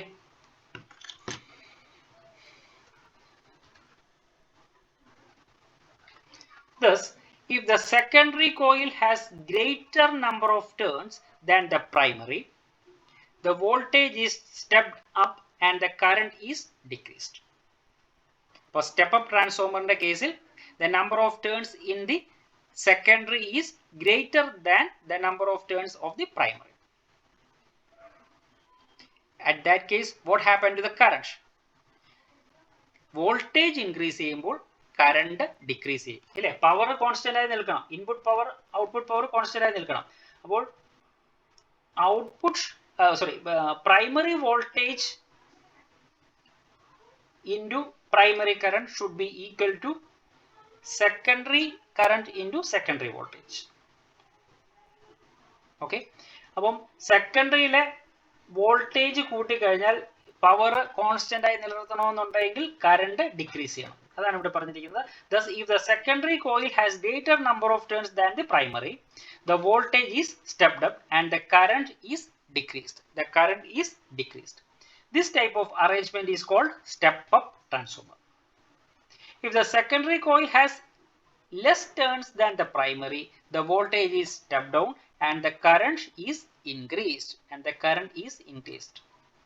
ഇപ്പോൾ step up ട്രാൻസ്ഫോമറിൽ voltage കൂടും, number of turns സെക്കൻഡറിയിൽ കൂടുന്ന കാരണം voltage സെക്കൻഡറിയിൽ കൂടും, ഔട്ട്പുട്ടിൽ കൂടും, അപ്പോൾ കറണ്ട് ഡിക്രീസ് ചെയ്യും. എന്നാൽ സ്റ്റെപ്പ് ഡൗൺ ട്രാൻസ്ഫോമറിൽ വോൾട്ടേജ് ഡിക്രീസ് ചെയ്യും, അപ്പോൾ കറണ്ട് ഇൻക്രീസ് ചെയ്യും. പവർ കോൺസ്റ്റന്റ് ആയി നിലനിർത്താൻ വേണ്ടി കറണ്ട് ഇൻക്രീസ് ചെയ്യും. This type of arrangement is called step down transformer. Next transformation ratio. നമ്മൾ നേരത്തെ പറഞ്ഞതാണ് the transformation ratio K, the ratio of the number of turns of the secondary to that of the primary is called transformation ratio. What is transformation ratio? The ratio of number of turns in the secondary, to that of primary, that is NS by NP, is called the transformation ratio K. For step up transformer, K is greater than 1, and for step down transformer, K is less than 1. Equation നോക്കുമ്പോൾ തന്നെ അറിയാലോ. For step up transformer secondary number of turns ആണ് കൂടുതൽ, അപ്പോൾ numerator ആണ് കൂടുതൽ, അപ്പോൾ it should be greater than 1, and for step down transformer, K is less than 1. Efficiency of a transformer. The efficiency of a transformer is defined as the ratio of output power to the input power. It is the ratio of output power to the input power. Output power നമുക്ക് Vs into Is എന്ന് എഴുതാം, input power നെ Vp into Ip എന്ന് എഴുതാം. So efficiency is Vs Is divided by Vp Ip. For an ideal transformer, efficiency is 1. For an ideal transformer, efficiency is 1.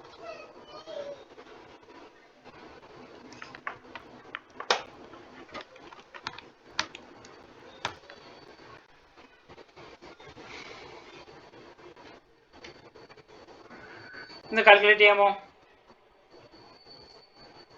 A transformer is used to light a 100 watt and 110 volt lamp from a 220 volt main. If the main current is 0.5 ampere, the efficiency of the transformer is approximately. We have to find out the efficiency of the transformer. Efficiency of the transformer in percentage. Efficiency is output power divided by input power. ഇവിടെ output power പറയുന്നുണ്ട് അല്ലേ. A transformer is used to light a 100 watt and 110 volt lamp. അപ്പോൾ transformer ഉപയോഗിച്ച് നമ്മൾ ഒരു 100 what ബൾബിനെയാണ് നമ്മൾ കത്തിക്കുന്നത്. ആ ബൾബിന്റെ വോൾട്ടേജ് വന്നിട്ടുണ്ട് 110 volts from A 220 volt main. അപ്പോൾ 220 വോൾട്ടിനെയാണ് ഒരു ട്രാൻസ്ഫോമർ ഉപയോഗിച്ച് 110 വോൾട്ട് ആയിട്ട് കൺവേർട്ട് ചെയ്യുന്നത്. അപ്പോൾ ഒരു സ്റ്റെപ്പ് ഡൗൺ ട്രാൻസ്ഫോമർ ആണെന്ന് നമുക്ക് മനസ്സിലാക്കാം. സ്റ്റെപ്പ് ഡൗൺ ട്രാൻസ്ഫോമർ ഉപയോഗിച്ച് 110 വോൾട്ട് ആയിട്ട് മാറ്റും. ഇവിടുത്തെ ഔട്ട്പുട്ട് പവർ അവർ നൽകിയിട്ടുണ്ട്. ഒരു ബൾബിന്റെ പവർ തന്നിട്ടുണ്ട് 100 വാട്ട്സ് ആണെന്ന് പറഞ്ഞിട്ടുണ്ട്. അപ്പോൾ efficiency is output power divide by input power. അപ്പം ഇൻപുട്ട് പവർ കണ്ടുപിടിക്കണം. ഇൻപുട്ട് പവർ അറിയാമല്ലോ. Input voltage into input current. ഇവിടുത്തെ ഇൻപുട്ട് കറണ്ട് തന്നിട്ടുണ്ട്, ഇൻപുട്ട് വോൾട്ടേജും തന്നിട്ടുണ്ട്. IP എത്രയാണ്? ഇൻപുട്ടിലുള്ള current IP is equal to 0.5 ampere. Vp is equal to 220 watts. Okay. അപ്പം എഫിഷ്യൻസി കണ്ടുപിടിക്കണം. എഫിഷ്യൻസി ഈറ്റ. ഔട്ട്പുട്ട് പവർ എത്ര വാട്ടാണ്? 100 വാട്ടാണ് തന്നിട്ടുണ്ട്. Input power IP into Vp. അത് പേഴ്സൻറ്റേജിൽ കാണണമെങ്കിൽ into 100.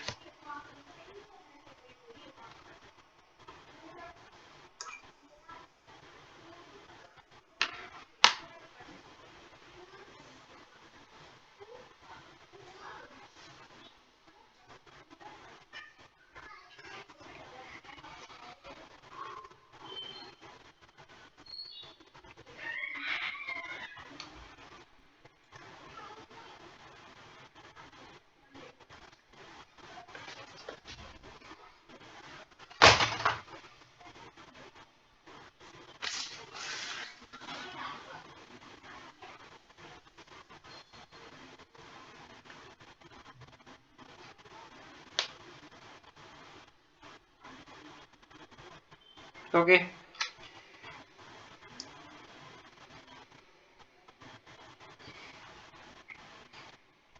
A transformer reduces 220 volt to 11 volt.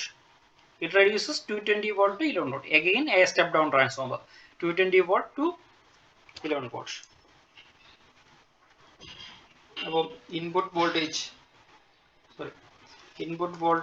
220 volts, output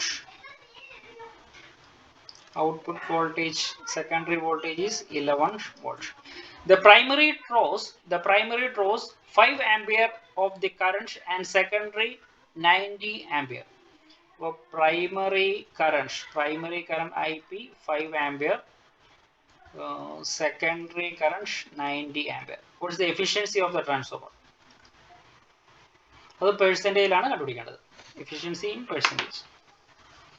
ഈറ്റ കണ്ടുപിടിക്കണം. Output power divide by input power. എന്തായിരിക്കും answer?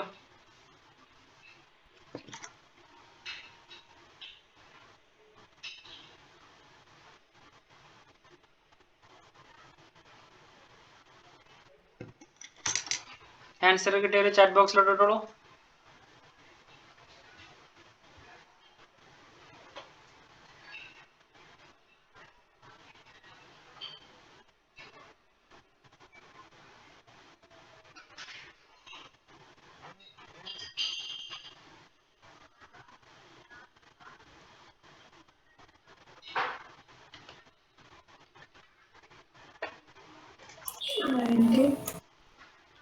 Yes, right.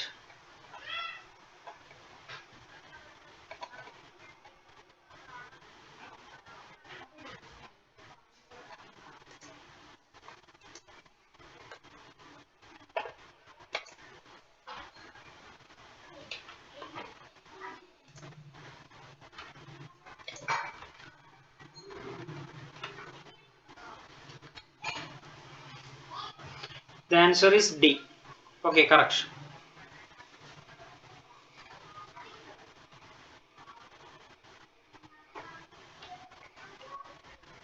Calculate the current drawn by the primary of a transformer which steps down 220 volt to 20 volts to operate a device of resistance 20 watts. Assume the efficiency of the transformer to be 80%.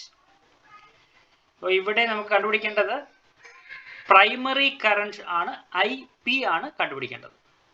Calculate the current drawn by the primary of a transformer when a step down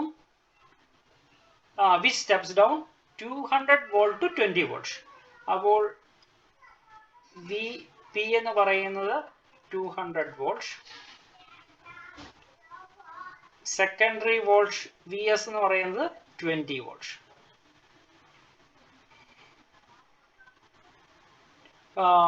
Calculate the current drawn by the primary. അപ്പോൾ IP ആണ് കണ്ടുപിടിക്കേണ്ടത്. IP കണ്ടുപിടിക്കണം.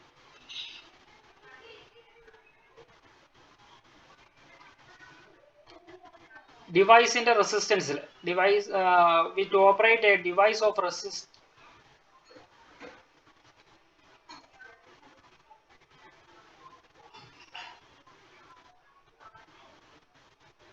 device of which also to operated device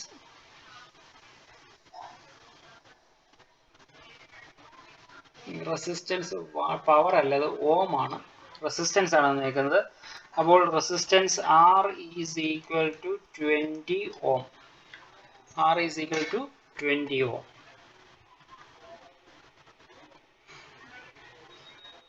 Okay, efficiency തന്നിട്ടുണ്ട്. Efficiency of ഈറ്റ എത്രയാണ്? 80%. 80% എന്ന് പറയുന്നത് 0.8 എന്ന് എഴുതാം അല്ലേ? 0.8. 80% എന്ന് പറയുമ്പോൾ പെർസെൻറ്റേജ് ഇല്ലെങ്കിൽ 80 ഡിവൈഡ് ബൈ 100, ദാറ്റ് ഈസ് 0.8 എന്ന് എഴുതാം. അപ്പോൾ ഇത്രയും ഡേറ്റ ആണ് തന്നിരിക്കുന്നത്. നമുക്ക് IP കണ്ടുപിടിക്കണം. IP കണ്ടുപിടിക്കാൻ വേണ്ടി നമ്മൾ ആദ്യം എന്ത് ചെയ്യണം? IP കണ്ടുപിടിക്കാൻ വേണ്ടി IS കണ്ടുപിടിക്കാമല്ലോ. കറണ്ട് ത്രൂ ദി സെക്കൻഡറി കണ്ടുപിടിക്കാമല്ലോ. കറണ്ട് ത്രൂ ദി സെക്കൻഡറി എങ്ങനെ കണ്ടുപിടിക്കാം? Ohm's law അനുസരിച്ച് V is equal to IR ആണ്. അപ്പോൾ secondary voltage is equal to secondary current into resistance. അപ്പോൾ IS is equal to IS indication എങ്ങനെ എഴുതാം? IS is equal to VS divided by R. VS divided by R. VS എത്രയാണ്? 20. 20 divided by 20. That is equal to 1 ampere. Okay. അപ്പോൾ IS ആയി. ഇനി IP easy ആയിട്ട് കണ്ടുപിടിക്കാമല്ലോ.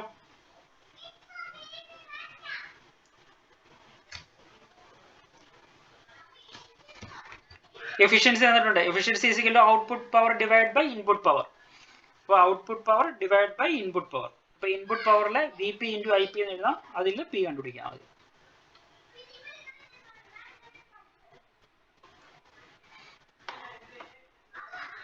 IP കണ്ടുപിടിക്കാം.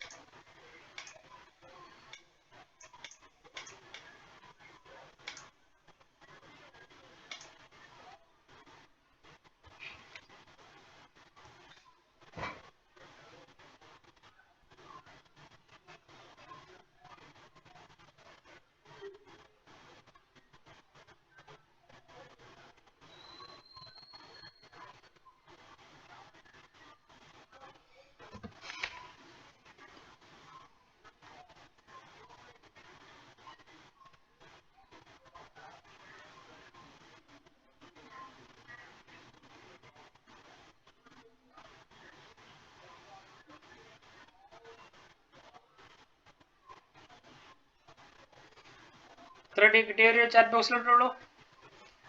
What is the current through the primary?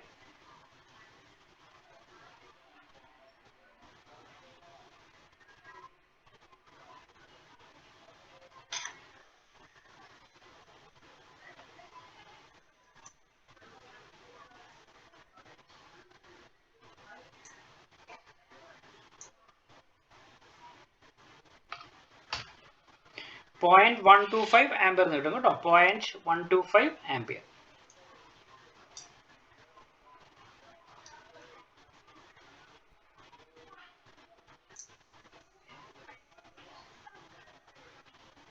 Okay, ഒരാൾക്ക് മാത്രമേ കിട്ടുള്ളൂ. Okay, ഇതൊരു MCQ ആണ്. A transformer voltage induced in the secondary coil of a transformer is mainly due to the transformer voltage induced in the secondary coil of a transformer is mainly due to a varying electric field, a varying magnetic field, the vibration of the primary coil, the iron core of the transformer. What is the answer?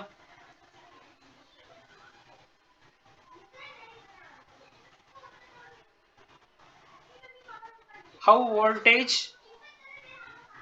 induced in the secondary coil of the transformer? What is the answer?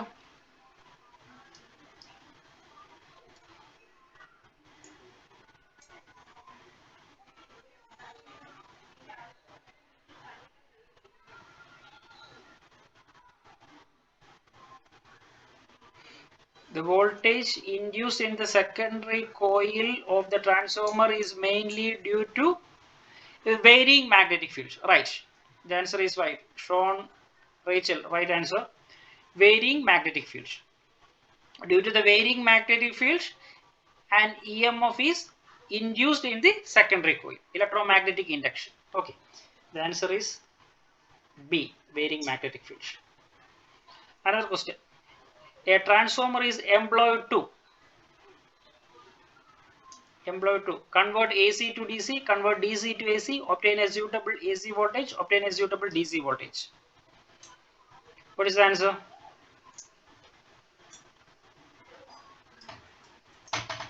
Obtain AC voltage. Obtain a suitable AC voltage. The answer is C. Right. DC voltage ne namukku change cheyan okkadilla transformer ഉപയോഗിച്ച് only AC voltage.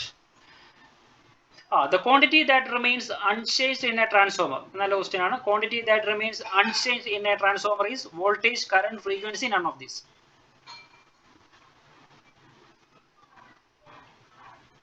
Current. Current will change because power remains constant, so output power should be equal to input power.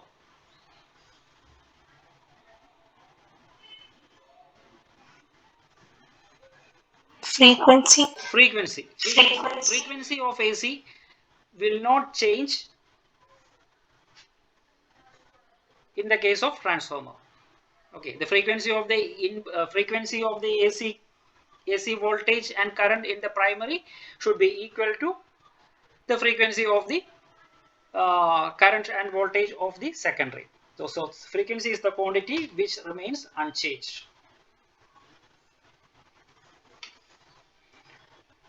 The transformation ratio in the step-up transformer is in the case of step-up transformer, transformation ratio.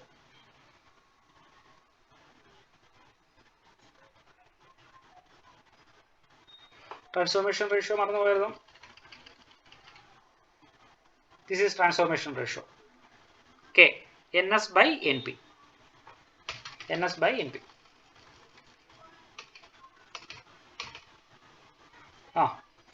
Step-up transformer like this.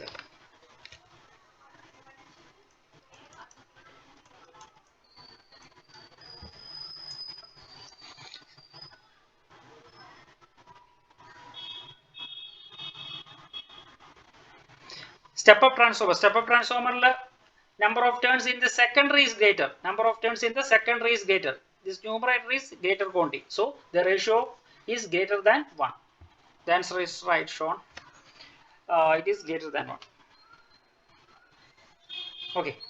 Next topic. The last topic. Energy losses in transformer. Various energy losses in transformer are flux leakage. Flux leakage. What is flux leakage? There is always some flux leakage, that is, not all the flux due to the primary passes through the secondary due to the poor design of the core or the air gap in the core. Flux leakage എന്ന് പറയുന്നത് എന്താണ്? നമ്മൾ primary coil ഉണ്ട്, തൊട്ടടുത്ത് തന്നെയാണ് secondary coil ചുറ്റി വെച്ചിരിക്കുന്നത്. അപ്പോൾ primary coil കറണ്ട് ഒഴുകുമ്പോഴാണ് secondary കോയിലുമായിട്ട് ലിങ്ക് ചെയ്തിരിക്കുന്ന മാഗ്നറ്റിക് ഫ്ലക്സിന് ചേഞ്ച് ഉണ്ടാകുന്നത്. അപ്പോൾ പ്രൈമറി കോയിലും സെക്കൻഡറി കോയിലും തമ്മിൽ ഒരു ഗ്യാപ്പ് ഉണ്ടെന്നുണ്ടെങ്കിൽ അവിടെ ഒരു ഫ്ലക്സ് ലീക്കേജ് ഉണ്ടാവും. മുഴുവൻ ഫ്ലക്സും സെക്കൻഡറി കോയിലുമായിട്ട് ലിങ്ക് ചെയ്യാതാവും. അതിനെയാണ് നമ്മൾ ഫ്ലക്സ് ലീക്കേജ് എന്ന് പറയുന്നത്. There is always some flux leakage, that is, not all the flux due to the primary passes through the secondary due to the poor design of the core. It is due to the poor design of the core or air gap in the core. How can it reduce? It can be reduced by winding the primary and secondary coil one over the other. എങ്ങനെയാണ് നമുക്ക് അതിനെ reduce ചെയ്യാൻ കഴിയുന്നത്? Primary കോയിലിന്റെ മുകളിൽ തന്നെ secondary coil wind ചെയ്ത് നമുക്ക് ഈ ഫ്ലക്സ് ലീക്കേജ് സ്റ്റോപ്പ് ചെയ്യാനും അല്ലെങ്കിൽ ഫ്ലക്സ് ലീക്കേജ് കുറയ്ക്കാനും. മറ്റൊരു ലോസ് ആണ് copper losses. Energy lost in the winding of the transformer is known as copper losses. Energy lost in the windings of the transformer is known as copper losses. The wire used for winding has some resistance, and so energy is lost due to heat produced in the wire. These are minimized using thick wires. അപ്പോൾ എന്താണ് copper loss എന്ന് പറയുന്നത്? ഒരു transformer ഉണ്ടാക്കണമെന്നുണ്ടെങ്കിൽ നമ്മളിങ്ങനെ copper wire ഇങ്ങനെ ചുറ്റിയാണ് നമ്മൾ ഒരു transformer ഉപയോഗിക്കുന്നത്. പ്രൈമറി കോയിലും ഉണ്ട്, സെക്കൻഡറി കോയിലും ഉണ്ട്. അപ്പോൾ നോർമലി ഈ കോപ്പർ വയറിലൂടെ ഇലക്ട്രിക് കറണ്ട് ഒഴുകുമ്പോൾ അവിടെ ഹീറ്റായിട്ട് കുറേ എനർജി നഷ്ടപ്പെടും. ജൂൾസ് ഹീറ്റിങ്ങിന്റെ ഇക്വേഷൻ ആണ് I²R എന്ന് പറയുന്ന ഹീറ്റ് എനർജി നമുക്ക് നഷ്ടപ്പെടും. ഇത് എങ്ങനെ മിനിമൈസ് ചെയ്യാന്നുള്ളതാണ്. മിനിമൈസ് ചെയ്യാൻ വേണ്ടി നമ്മൾ തിക്ക് വയർ ഉപയോഗിക്കാം. കാരണം ഏരിയ ഓഫ് ക്രോസ് സെക്ഷൻ കൂടുന്നതനുസരിച്ച് റെസിസ്റ്റൻസ് കുറയും. ഏരിയ ഓഫ് ക്രോസ് സെക്ഷൻ കൂടിയാൽ റെസിസ്റ്റൻസ് കുറയും. അപ്പോൾ ഇവിടെ I²R എന്ന് പറയുന്നത് റെസിസ്റ്റൻസ് കുറയ്ക്കാൻ വേണ്ടി നമുക്ക് thick wires, comparatively thick wires ഉപയോഗിച്ച് കഴിഞ്ഞാൽ നമുക്ക് ഈ കോപ്പർ ലോസസ് നമുക്ക് കുറയ്ക്കാൻ സാധിക്കും. Next is iron losses. Iron losses they are grouped as below. Iron ലോസസിനെ നമുക്ക് രണ്ടായിട്ട് തിരിക്കാം.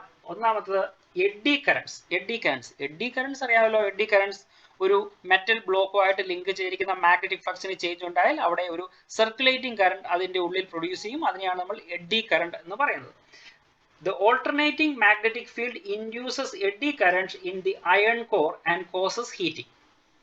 അപ്പോൾ നമ്മൾ നേരത്തെ പഠിച്ചു ഈ കോയിൽ എവിടെയാണ് ചുറ്റുന്നത്? കോയിൽ ചുറ്റിക്കുന്നത് ഒരു അയൺ കോർ അല്ലെങ്കിൽ സോഫ്റ്റ് അയണിന്റെ ഒരു കോറിലാണ് നമ്മൾ എന്ത് ചുറ്റുന്നത്? ഈ കോപ്പർ വയർ ചുറ്റി പ്രൈമറിയും സെക്കൻഡറിയും ഉണ്ടാക്കുന്നത്. അപ്പോൾ ഈ കോയിലൂടെ ഇലക്ട്രിക് കറണ്ട്, AC കറണ്ട് ഒഴുകുമ്പോൾ അതിന് ചുറ്റിനും ഒരു മാഗ്നറ്റിക് ഫ്ലക്സ് ഉണ്ടാകും. ആ മാഗ്നറ്റിക് ഫ്ലക്സ് ഉണ്ടാകുന്ന സ്ഥലത്ത് തന്നെയാണ് എന്തിരിക്കുന്നത്? ഈ അയൺ കോർ ഇരിക്കുന്നത്. അതുകൊണ്ട് ഈ അയൺ കോറുമായിട്ട് ലിങ്ക് ചെയ്തിരിക്കുന്ന മാഗ്നറ്റിക് ഫ്ലക്സിനും ചേഞ്ച് ഉണ്ടാവും.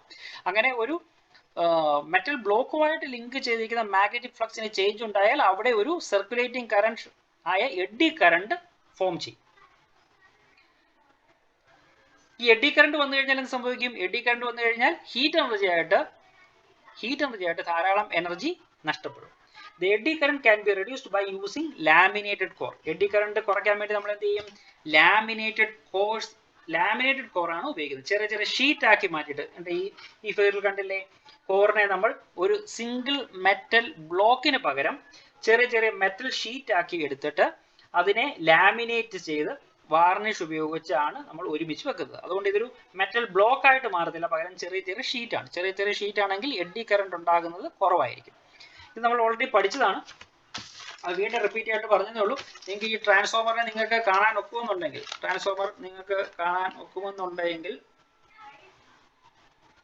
ഇതിൻ്റെ അകത്ത് ഇതാണ് കോറ്. ഈ കോറിൽ ചെറിയ ചെറിയ ഷീറ്റ് ആയിട്ട് ഇരിക്കുന്നതായിട്ട് കാണാം. ചിലപ്പോൾ ഇതിൻ്റെ അകത്ത് ഇത്ര ക്ലിയർ അല്ല, ക്യാമറയിൽ അത്ര ക്ലിയർ അല്ല. ഇതാണ് അതിൻ്റെ കോറിൽ ചെറിയ ചെറിയ ഷീറ്റ് ആയിട്ടിരിക്കുന്നത്. ഇവിടുത്തെ ഞാൻ വേറൊരു പിക്ചർ വരച്ചിട്ടുണ്ട്.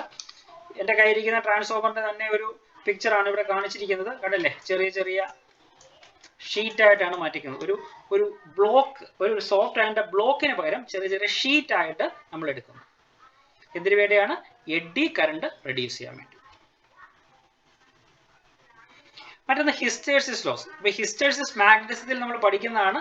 അത് നിങ്ങളുടെ സിലബസിൽ അത് എക്സ്ക്ലൂഡ് ചെയ്യുന്നതുകൊണ്ട് നമ്മൾ അത് പഠിച്ചിട്ടില്ല. ഹിസ്റ്റേഴ്സിസ് എന്ന് പറഞ്ഞാൽ എന്താണ്? When alternating current passes through the coil of the transformer, the iron core of the transformer get magnetized. Copper വയറിലൂടെ ഇലക്ട്രിക് AC കറണ്ട് ഒഴുകുമ്പോൾ അത് ചുറ്റിയിരിക്കുന്ന അയൺ കോർ മാഗ്നറ്റൈസ് ആവും. The magnetization of the core is repeatedly reversed by the alternating magnetic field, resulting in the energy loss in the form of heat. അപ്പോൾ ഈ core magnet ആയിട്ട് മാറും. നമ്മൾ temporary magnets പഠിച്ചിട്ടുണ്ട്. ഇലക്ട്രോ മാഗ്നറ്റ്സ് നിങ്ങൾ ചെറിയ ക്ലാസ്സിൽ പഠിച്ചിട്ടുണ്ടാവും. കറണ്ട് ഫ്ലോ ചെയ്യുമ്പോൾ അത് മാഗ്നറ്റ് ആയിട്ട് മാറുന്നതാണ് ഇലക്ട്രോ മാഗ്നറ്റ്സ് എന്ന് പറയുന്നത്. അപ്പൊ അത് തന്നെയാണ് ഇവിടെ സംഭവിക്കുന്നത്. നമ്മളൊരു സോഫ്റ്റ് അയൺ കോറിലാണ് ഈ കോപ്പർ വയർ ചുറ്റി വെച്ചിരിക്കുന്നത്. കോപ്പർ വയറിലൂടെ AC കറണ്ട് ഒഴുകുമ്പോൾ അവിടെ ഒരു മാഗ്നറ്റിക് ഫീൽഡ് ഉണ്ടാവുകയും ഈ മാഗ്നറ്റിക് ഫീൽഡ് ഈ കോറിനെ മാഗ്നറ്റൈസ് ചെയ്യുകയും ചെയ്യും, മാഗ്നറ്റ് ആക്കി മാറ്റും. പക്ഷെ ഈ മാഗ്നറ്റൈസ് ചെയ്യുന്നത് റിവേഴ്സ് ചെയ്തുകൊണ്ടിരിക്കും. കാരണം AC കറണ്ട് ആണ് നമ്മൾ ഫ്ലോ ചെയ്യുന്നത്. AC കറണ്ട് ഫ്ലോ ചെയ്യുമ്പോൾ എന്ത് സംഭവിക്കും? ഒരു ഇൻസ്റ്റന്റിൽ കറണ്ട് അങ്ങോട്ട് ഒഴുകുകയാണെങ്കിൽ അടുത്ത ഇൻസ്റ്റന്റിൽ കറണ്ട് നേരെ ഓപ്പോസിറ്റ് ഡയറക്ഷനിലാണ് ഒഴുകുന്നത് അല്ലേ? അതിന്റെ പോസിറ്റീവ് പീക്കും നെഗറ്റീവ് പീക്കും നിങ്ങൾക്ക് അറിയാം. പോസിറ്റീവ് ഹാഫ് സൈക്കിളിൽ ഒരു ഡയറക്ഷൻ ഒഴുകിയാൽ നെഗറ്റീവ് ഹാഫ് സൈക്കിൾ ഓപ്പോസിറ്റ് ഡയറക്ഷനിൽ ഫ്ലോ ചെയ്യും. അതുകൊണ്ട് ഈ കോർ ഒരു ഡയറക്ഷനിൽ മാഗ്നറ്റൈസ് ചെയ്യും, പെട്ടെന്ന് അത് ഡീമാഗ്നറ്റൈസ് ചെയ്യും, ഓപ്പോസിറ്റ് ഡയറക്ഷനിൽ വീണ്ടും മാഗ്നറ്റൈസ് ചെയ്യും, വീണ്ടും അത് ഡീമാഗ്നറ്റൈസ് ചെയ്യും. ഈ പ്രോസസ്സ് ഇങ്ങനെ കണ്ടിന്യൂ ചെയ്യും. അപ്പം മാഗ്നറ്റൈസ് ചെയ്യുകയും ഡീമാഗ്നറ്റൈസ് ചെയ്യുകയും ചെയ്യുമ്പോൾ അവിടെ ഹീറ്റ് എനർജി ആയിട്ട് ധാരാളം എനർജി ലോസ് ആവും. ഈ ഫിനോമിനയാണ് നമ്മൾ ഹിസ്റ്റേഴ്സിസ് ലോസ് എന്ന് പറയുന്നത്. Energy losses can be minimized by using magnetic material which has low hysteresis loss. അപ്പോൾ ഇതിനെ ഒരു കുറയ്ക്കാൻ വേണ്ടി നമുക്ക് എന്ത് ചെയ്യാനൊക്കും? നമ്മൾ ചൂസ് ചെയ്യുന്ന കോർ, ഇതിന്റെ ട്രാൻസ്ഫോമറിന്റെ കോർ ലോ ഹിസ്റ്റേഴ്സിസ് ലോസ് ഉള്ള മെറ്റീരിയൽ ഉപയോഗിച്ച് നമുക്ക് കൺസ്ട്രക്ട് ചെയ്യാം. സോഫ്റ്റ് അയൺ പോലുള്ള ഹിസ്റ്റേഴ്സിസ് ലോസ് കുറയ്ക്കുന്ന മെറ്റീരിയൽ ഉപയോഗിച്ച് നമുക്ക് ഇതിന്റെ കോർ മാനുഫാക്ചർ ചെയ്യുകയാണെങ്കിൽ ഹിസ്റ്റേഴ്സിസ് ലോസ് നമുക്ക് കുറയ്ക്കാൻ സാധിക്കും. അപ്പം അയൺ ലോസസിൽ പെടുന്നതാണ് എഡ്ഡി കറന്റ് ലോസസും ഹിസ്റ്റേഴ്സിസ് ലോസും. അതായത് ഇതിന്റെ കോറിൽ ഉണ്ടാകുന്ന എനർജി ലോസ്, ഒന്ന് എഡ്ഡി കറന്റ് മൂലം കോർ ഹീറ്റ് ആകുകയും എനർജി ലോസ് ഉണ്ടാകുകയും ചെയ്യും. ഹിസ്റ്റേഴ്സിസ് ലോസ് എന്ന് പറയുന്നത് മാഗ്നറ്റൈസേഷൻ ഡീമാഗ്നറ്റൈസേഷൻ നടക്കുന്നത് മൂലം ഹീറ്റ് എനർജി ആയിട്ട് കോറിൽ എനർജി ലോസ് ആകുന്നതാണ് ഹിസ്റ്റേഴ്സിസ് ലോസ്. അപ്പം ഈ കോറിൽ ഉണ്ടാകുന്ന ലോസിനെയാണ് നമ്മൾ അയൺ ലോസസ് എന്ന് പറയുന്നത്. അടുത്തത് losses due to vibration of the core. കോറിനുള്ള വൈബ്രേഷൻ, നിങ്ങൾ ചിലപ്പോൾ റോഡിന്റെ സൈഡിൽ കൂടെ ഇങ്ങനെ നടക്കുമ്പോൾ ട്രാൻസ്ഫോമർ ഒക്കെ ആണെങ്കിൽ ചിലപ്പോൾ ട്രാൻസ്ഫോമർ ഇങ്ങനെ ഒരു ഹമ്മിങ് നോയിസ് ഉണ്ടാക്കുന്നതായിട്ട് ശ്രദ്ധയിൽപ്പെട്ടുണ്ടാകും, ഒരു മൂളിച്ച. ഈ ഹമ്മിങ് നോയിസ് ഉണ്ടാകുന്നത് ട്രാൻസ്ഫോമറിന്റെ ഉള്ളിലുള്ള ആ കോർ വൈബ്രേറ്റ് ചെയ്യുന്ന മൂലമാണ്. അങ്ങനെ കുറെ എനർജി ലോസ് വരും. The transformer produces humming noise due to magnetostriction effect. Some electrical energy is lost in the form of mechanical energy to produce vibration in the core. അപ്പോൾ core vibrate ചെയ്യുന്നത് മൂലം കുറച്ച് mechanical energy ആയിട്ട് കുറച്ച് energy loss ആകാറുണ്ട്. അതിനെയാണ് losses due to vibration of the core എന്ന് പറയുന്നത്. അപ്പം ഇത് വളരെ അത്ര ഇമ്പോർട്ടൻ്റ് അല്ല. ബാക്കിയുള്ള എനർജി ലോസ് ആണ് ഇമ്പോർട്ടൻ്റ് ആയിട്ടുള്ളത്. അതെല്ലാം പഠിക്കുക. ഒന്ന് ഫ്ലക്സ് ലീക്കേജ്, മറ്റൊന്ന് കോപ്പർ ലോസ്, മറ്റൊന്ന് അയൺ ലോസ്. അയൺ ലോസസിലാണ് എഡ്ഡി കറന്റ് ലോസും ഹിസ്റ്റേഴ്സിസ് ലോസും വരുന്നത്. Okay, eddy currents in the core of a transformer can't be developed by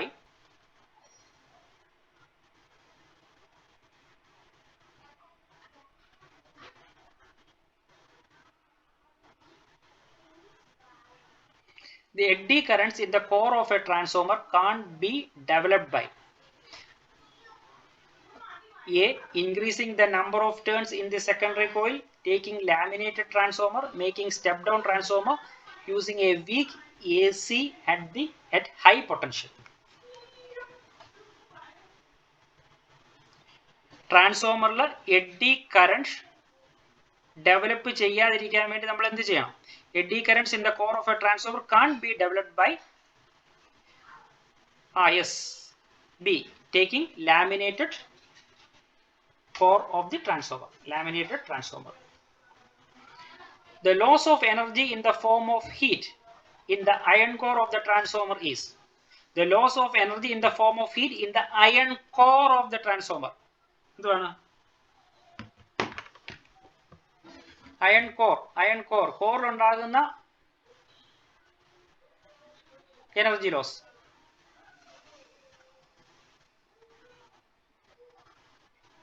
എന്താണ് answer? Iron loss, copper loss, mechanical loss, none of these. The loss of energy in the form of heat in the iron core. അതിന്റെ കോറിൽ ഉണ്ടാകുന്ന energy loss ഏതാണ്? Iron loss ആണ് അല്ലേ? Iron ലോസിലാണ് ഏതൊക്കെ വരുന്നത്? ഹിസ്റ്റേഴ്സിസ് ലോസും അതേപോലെ എഡ്ഡി കറന്റ് ലോസും ഉണ്ടാകുന്നത്. The answer is A, iron loss.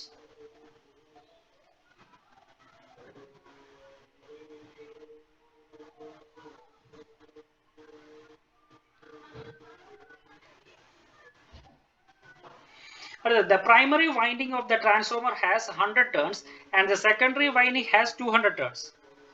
The primary is connected to an AC supply of 120 volts and the current flowing in it is 10 ampere. The voltage and current in the secondary. ഇത് simple ആണ്. നമ്മൾ നേരത്തെ ചെയ്തതുപോലെ തന്നെയാണ്. ഇവിടെ എന്തൊക്കെയാണ് പറഞ്ഞിരിക്കുന്നത്? The primary winding of the transformer has 100 turns. Primary winding. അപ്പോൾ NP 100. Secondary winding NS 200 turns. The primary is connected to an AC supply of 120 volts About VP 120 volt, and the current flowing in it is, that is IP is equal to 10 ampere. The voltage and current in the secondary, VS കണ്ടുപിടിക്കണം, VP കണ്ടുപിടിക്കണം.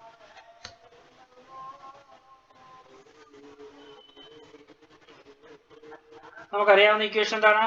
നമ്മൾ നേരത്തെ box ചെയ്ത് വെച്ചേക്കുന്ന equation. ഈ equation ഉപയോഗിച്ച് നമുക്ക് easy ആയിട്ട് കണ്ടുപിടിക്കാവുന്നേ ഉള്ളൂ. VS കണ്ടുപിടിക്കാം. VS കണ്ടുപിടിക്കാൻ വേണ്ടി NS divided by NP into VP. ഇതിൽ നിന്നും VS കണ്ടുപിടിക്കാം.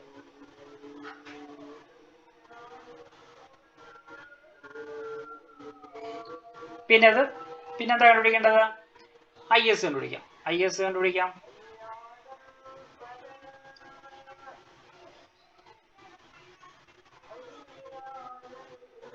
The answer is A, 240 volts, 5 ampere. Okay. Last topic, transmission of power. ഇത് ഓൾറെഡി നമ്മൾ പഠിച്ചിട്ടുള്ളതാണ്, ഒന്നുകൂടെ ഒന്ന് പറഞ്ഞു തന്നേ ഉള്ളൂ. Electrical energy is generated at power station and is transmitted to the consumers through wires. നമ്മൾ നേരത്തെ പഠിച്ചാണ് ഇടുക്കിയിൽ ഉൽപ്പാദിപ്പിക്കുന്ന അല്ലെങ്കിൽ ജനറേറ്റ് ചെയ്യുന്ന ഇലക്ട്രിക്കൽ എനർജി നമ്മുടെ വീട്ടിലെത്തണമെന്നുണ്ടെങ്കിൽ ട്രാൻസ്മിഷൻ ലൈൻസ് ഉപയോഗിച്ചാണ് നമ്മുടെ വീട്ടിലെത്തുന്നത്. അപ്പോൾ വയറിലൂടെ വളരെ ലോങ് ഡിസ്റ്റൻസ് ഈ ഇലക്ട്രിക്കൽ എനർജിയെ ട്രാൻസ്മിറ്റ് ചെയ്യണം. While transmitting electrical energy, transmission loss must be minimum. Heat generated in the transmission lines is proportional to square of the current. Heat generated equation the H is equal to I square RT. Heat energy produced is H is equal to I square RT. അപ്പോൾ കറണ്ടിന്റെ സ്ക്വയറിനനുസരിച്ച് heat energy loss ആവും. അപ്പോൾ ഈ ഐയെ കുറയ്ക്കണം, കറണ്ടിനെ കുറയ്ക്കണം.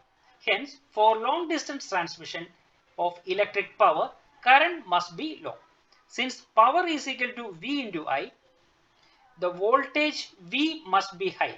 Hence, power generated in the generating station is stepped up to high voltage by step-up transformer and then transmitted to different places. It is further stepped down at local station for domestic supply and for factories. അപ്പം generating സ്റ്റേഷനിൽ generate ചെയ്യുന്ന electric power നമ്മുടെ വീട്ടിലെത്തണമെങ്കിൽ വളരെ long distance copper വയറിലൂടെ അല്ലെങ്കിൽ aluminium വയറിലൂടെ transmit ചെയ്യണം. അങ്ങനെ വയറിലൂടെ transmit ചെയ്യുമ്പോൾ energy loss ഉണ്ടാവും. ഹീറ്റ് എനർജി ലോസ് ആകുന്ന ഇക്വേഷൻ ആണ് H is equal to I square RT. ഇതിൻ്റെ അകത്ത് നമുക്ക് ഐയെ കുറയ്ക്കാൻ എന്താണ് മാർഗം? ഐയെ കുറയ്ക്കണമെന്നുണ്ടെങ്കിൽ പവറിന്റെ equation P is equal to V into I ആണ്. അപ്പൊ പവറിനെ കോൺസ്റ്റന്റ് ആക്കി നിർത്തണം, കറണ്ടിനെ കുറയ്ക്കണം. ഐയെ കുറയ്ക്കണമെന്നുണ്ടെങ്കിൽ എന്ത് ചെയ്യണം? V യെ ഇൻക്രീസ് ചെയ്താൽ മതി. അപ്പോൾ പവർ കോൺസ്റ്റന്റ് ആയി നിലനിൽക്കും. അപ്പോൾ ഐയെ കുറയ്ക്കാൻ വേണ്ടി V കൂട്ടും. അപ്പോൾ സ്റ്റെപ്പ് അപ്പ് ട്രാൻസ്ഫോമർ ഉപയോഗിച്ച് ട്രാൻസ്മിറ്റ് ചെയ്യുന്നതിന് മുമ്പായിട്ട് പവർ സ്റ്റേഷനുകളിൽ നമ്മൾ വോൾട്ടേജ് ഭയങ്കരമായിട്ട് കൂട്ടും. വോൾട്ടേജ് കൂട്ടി കഴിയുമ്പോൾ കറണ്ട് ഡിക്രീസ് ആവും, പക്ഷെ പവർ കോൺസ്റ്റന്റ് ആയി നിൽക്കും. പവർ അങ്ങനെ തന്നെ നിൽക്കും. അത് ട്രാൻസ്മിറ്റ് ചെയ്ത് നമ്മുടെ നിയർ ബൈ ഉള്ള സബ്സ്റ്റേഷനിൽ എത്തി കഴിയുമ്പോൾ അത് 11 kV ആയിട്ട് മാറും. 11 kV നിന്നും വീണ്ടും സ്റ്റെപ്പ് ഡൗൺ ട്രാൻസ്ഫോമർ ഉപയോഗിച്ച് 230 വോൾട്ട് ആയിട്ട് മാറ്റി ആണ് നമ്മുടെ വീട്ടിലേക്ക് എത്തുന്നത്. അതുകൊണ്ട് ലോങ് ഡിസ്റ്റൻസ് ട്രാൻസ്മിറ്റ് ചെയ്യുമ്പോൾ ഐയെ വളരെ കുറച്ച് നമുക്ക് ട്രാൻസ്മിറ്റ് ചെയ്യാൻ കഴിയുന്നു. അപ്പോൾ നമ്മുടെ ഹീറ്റ് എനർജി ആയിട്ട് നമുക്ക് നഷ്ടപ്പെടുന്ന എനർജി കുറവാണ്. ട്രാൻസ്മിഷൻ ലോസ് കുറയ്ക്കാൻ സാധിക്കും.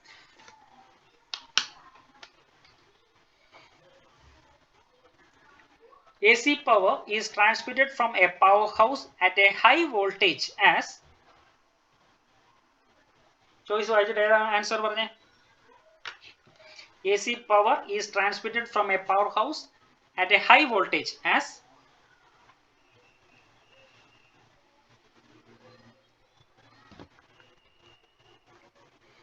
the rate of transmission is faster at high voltages. B, it is more economical due to less power loss. C, power cannot be transmitted at low voltages. D, a precaution against theft of transmission lines. What is the answer?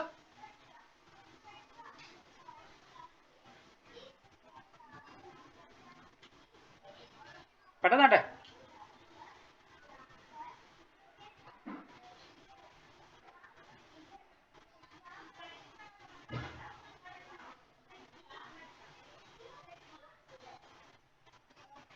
High വോൾട്ടേജിൽ power transmit ചെയ്യാനുള്ള reason എന്താ?